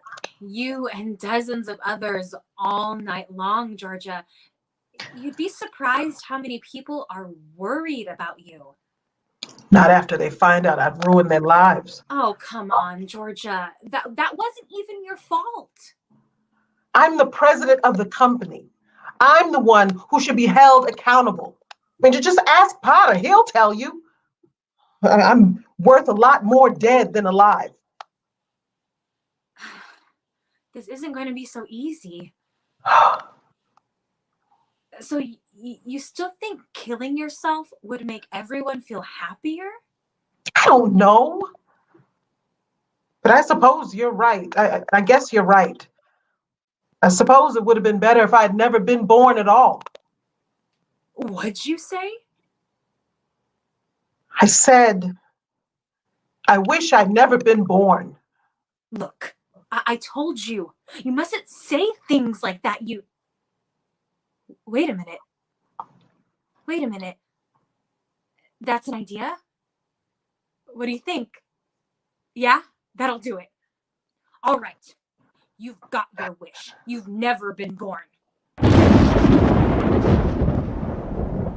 You don't have to make all that fuss about it. What did you say? You've never been born. You don't exist. You haven't a care in the world. No worries, no obligations, no $8,000 to get. No Potter looking for you with the sheriff. Say something else in that ear. Sure, you can hear out of it. Well, that's the doggonedest thing. I haven't heard anything out of that ear since I was a kid. Your lips stopped bleeding too, Georgia. Oh, well, what do you know about that? What happened? Oh, it stopped snowing too, hasn't it? Wait a minute. What's happening? You know what? I think I need another drink. Why don't we stroll on up to Martini's and see what's happening there? Oh, I'm sorry. I'll stroll and you'll fly. I can't fly. I haven't got my wings. You haven't got your wings. Oh, that's right.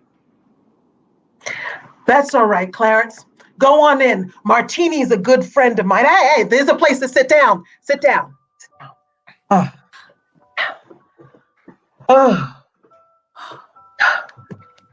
Hey, Nick. Oh, hello, Nick. Hey, where's Martini? You want a martini? No. Martini, your boss. Where is he? Look, I'm the boss. You want a drink or don't you? Okay, all right. Double bourbon, quick, huh? Okay. Yours? Oh, I was just thinking, it's been so long since Look, I'm standing here waiting for you to make up your mind. That's a good man. I was just thinking of a flaming rum punch. No, it's not cold enough for that. Not nearly cold enough. Wait a minute. I've got it. Mulled wine. Heavy on the cinnamon and light on the cloves. Up with you, lad, and be lively. Look, we serve hard drinks in here for people who want to get drunk fast. And we don't need no characters around here to lively up the joint. Get me? Or do I need to slip you my left as a convincer? What's he talking about? Hey, Nick, just give her the same as mine. She's okay. Okay. What's the matter with him? I never saw him act like that before. You'll see a lot of strange things from now on. Oh, yeah. Hey, little lady, you worry me. Do you have someplace to sleep? No. You don't, huh? Well, do you have any money? Oh, no, I told you. We don't use money in heaven. Oh, yeah.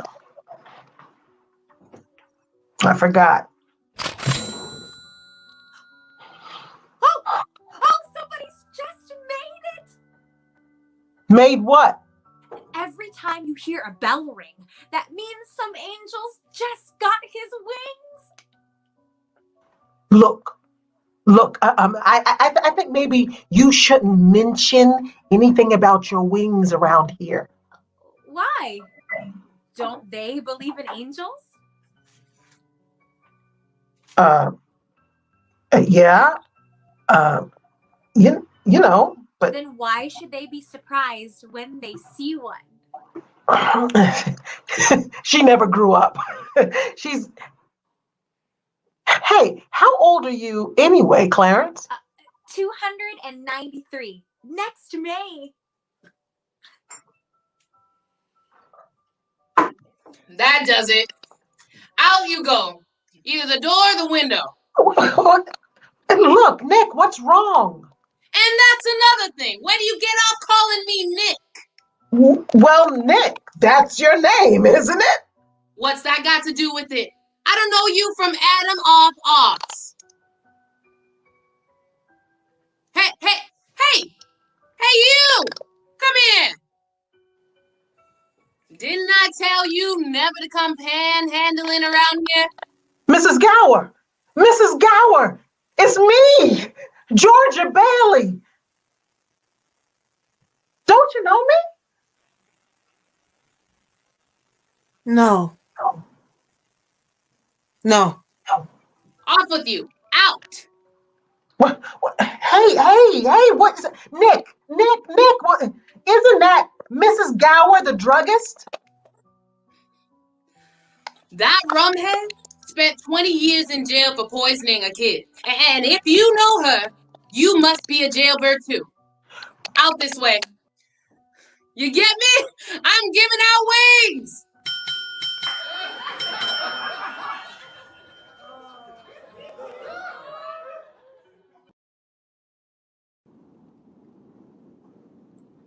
You see, Georgia, you were not there to stop Gower from putting that poison into the... What do you mean I wasn't there? I distinctly remember. What the? Well, hey, what's going on around here? This ought to be Martini's place. Who are you? I told you, Georgia, I'm your guardian angel. Yeah. I know that. But what else are you? Are you like a hypnotist or something? No, of course not. Then why am I seeing all these things? Don't you understand, Georgia? It's because you were not born. If I wasn't born, then who am I? You're nobody. You have no identity. What do you mean, no identity? My name is Georgia Bailey. There is no Georgia Bailey. You have no papers, no cards, no driver's license, no 4F card, no insurance policy. They're not there either. What? Zuzu's petals. You've been given a great gift, Georgia, a chance to see what the world would be like without you. Just shut up! Wait a minute here. This is some sort of a funny dream or something. I'm going home. Home? What home? Shut up! Now cut it out! You're crazy. That's what you are. That's what I think. You're screwy and you're driving me crazy too. Well, I'm going home to my wife and family. You understand that? And I'm going home alone. How am I doing? Thanks. No! I didn't have a drink. Hey, Victor. Hey, Bert. Hey, listen, that's Victor Bitt. I know. I know that guy. You and everyone else, lady. Hey, Bert. I'm off my nut. You know, where did the building and loan move to? The building of what? The Bailey Building and Loan. They went out of business years ago. Let's go, mister. What? Let go of me. Ugh. I know Potter and I'll have your job.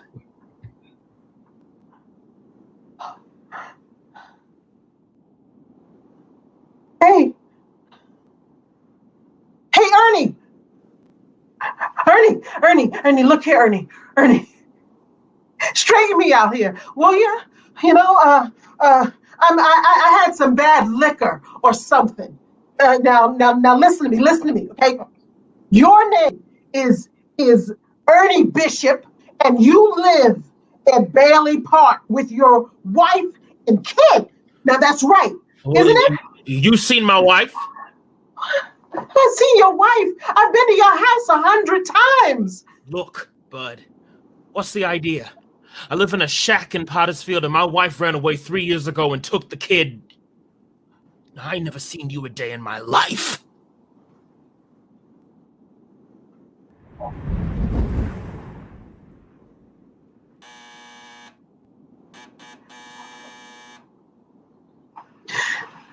Well? Pop, what do you want? Pop, Dad, it's Georgia. Don't you know me? I thought for sure you'd recognize me. Georgia who? If you're looking to win a room, there's no vacancy. Pop, Dad, I mean, something's wrong with me. Help me, please. Something's wrong with me. I don't know what it is, but something's wrong with everybody. Just let me come inside and keep me there until I get over it. Get over what? I don't take in strangers unless they're sent here by somebody I know. Well, I know everybody you know. I mean, Auntie Billy, your sister-in-law. You know her? Yeah, sure I do. When you see her last? Today, over at the house. That's a lie. She's been in the insane asylum ever since she lost her business. And if you ask me, that's where you belong. Strange, isn't it? Each person's life touches so many other lives, and when they aren't around, they leave an awful hole, don't they? I've heard of things like this. You got me in some kind of a spell or something. Well, I know how to get out of it. I'm going to get out of it. I know how, too. And the last man I talked to before all of this started happening was Martine. You know where he lives? Of course I know where he lives. He lives in Bailey Park.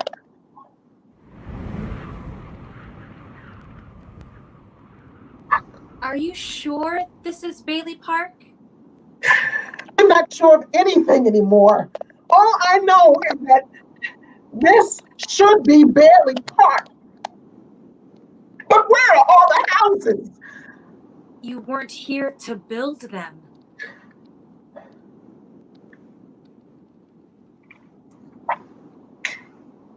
In memory of our beloved son, Harry Bailey, 1911 to 1920. Your brother broke through the ice and was drowned at the age of 9. That's a lie. Harry Bailey went to war. He got the Congressional Medal of Honor. He saved the lives of every man on that transport. Every man on that transport died. Harry wasn't there to save them because you weren't there to save Harry. You see, Georgia, you really had a wonderful life. Don't you see what a mistake it would be to throw it away?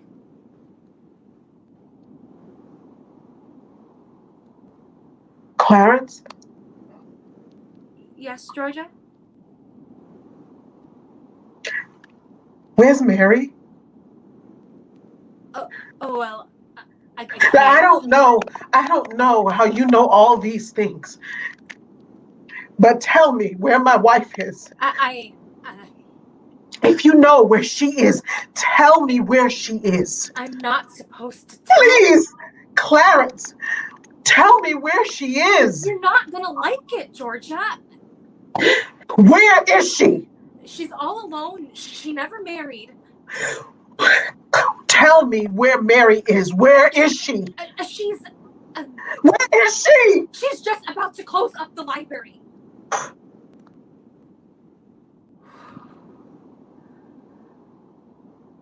There must be some easier way for me to get my wings.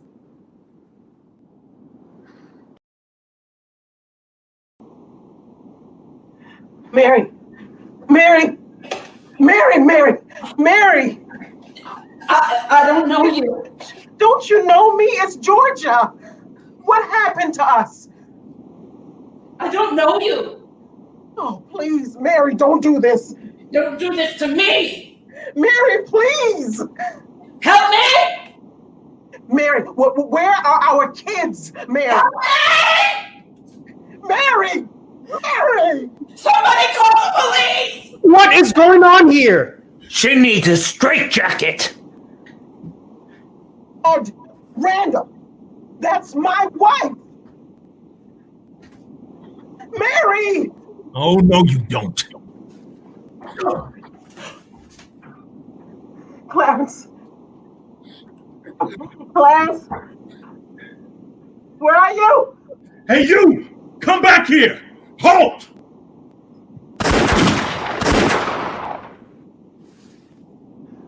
Clarence. Clarence, help me, Clarence. Get me back.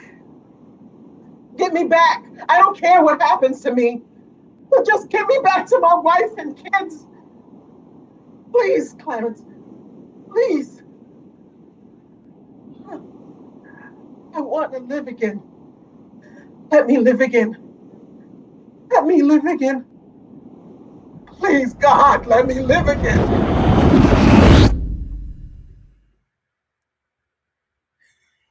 Hey, Georgia! Georgia! You all right? Now you stay away from me. You stay away from me, Bert, or I'll hit you again. What the Sam hell you yelling for, Georgia? Don't you, George? You know me, Bert? Know you? I've been looking all over town trying to find you. Hey, your mouth is bleeding. Are you sure you're all right? Mama? Oh, my mouth is bleeding, Bert.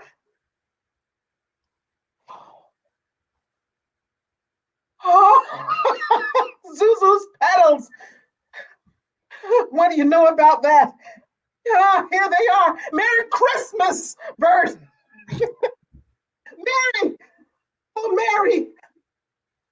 Hello, Bedford Falls. Merry Christmas. Merry Christmas. Happy holidays. Merry Christmas, Georgia. Merry Christmas. Happy Merry holidays. Christmas, Georgia. Oh, Merry Christmas, movie house. Merry Christmas, Build Emporium. Oh, Merry Christmas, you wonderful old building and loan. Merry Christmas, Mr. Potter. And Happy New Year in jail. Go on home. They're waiting for you.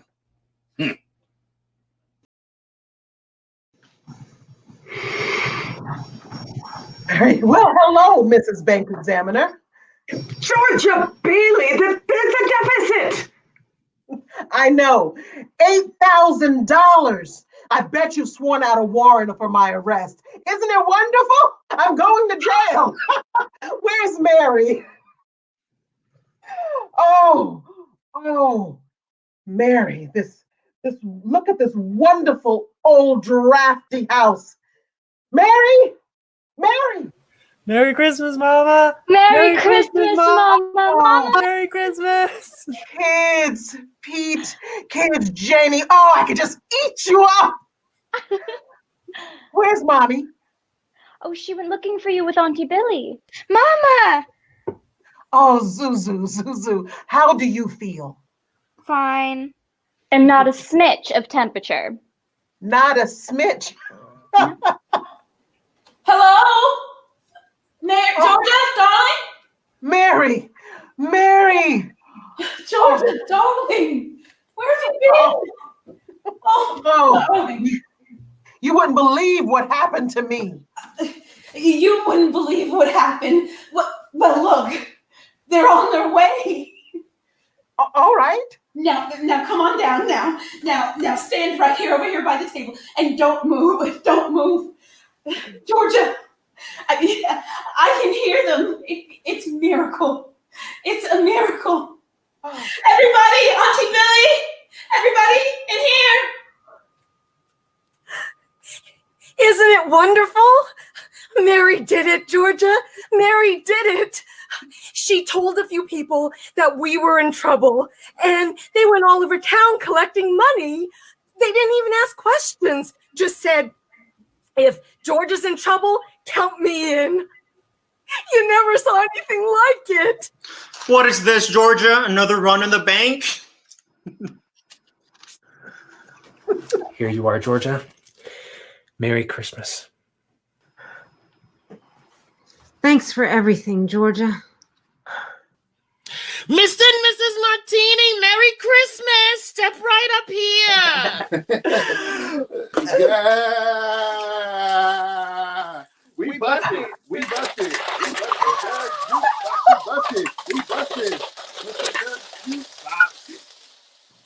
Here you go, Georgia.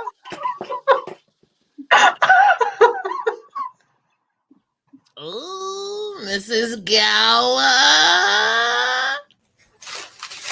I made the rounds of my charge accounts. Victor Bick. Not going to go, Georgia? I changed my mind. But I've been saving this money for a divorce, but here you go. I wouldn't have a roof over my head if it wasn't for you, Georgia. Merry Christmas, Georgia Bailey. Oh, yeah. Oh, just a minute. Quiet, everybody. Quiet! Quiet now. Now this is from London. Ooh. Mrs. Gower cables you need cash. Stop. My office instructed to advance you up to $25,000. Stop. Hee haw. And Merry Christmas, Sam Wainwright. Hark the herald angels sing, glory to the newborn King. Peace on earth and mercy mild, God and sinners reconciled. Joyful all ye nations rise. What are the rest of the words? Mr. and Mrs. Martini, how about some wine? Hello, Georgia. How are you? Harry. Mary. Looks like I'm too late. Mary, I got him from the airport as quickly as I could. The fools flew all the way up here in a blizzard. Harry, how about your banquet in New York? Oh, I left right in the middle as soon as I got Mary's telegram. A toast to my big sister, Georgia, the richest person in town.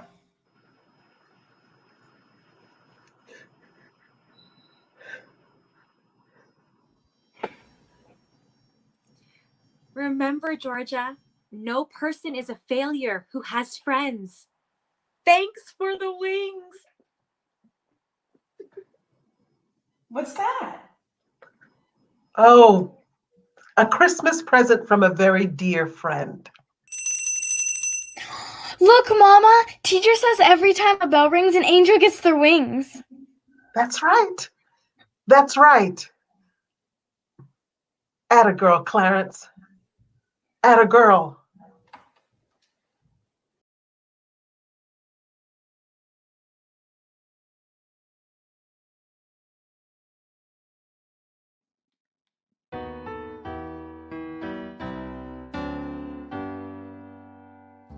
Should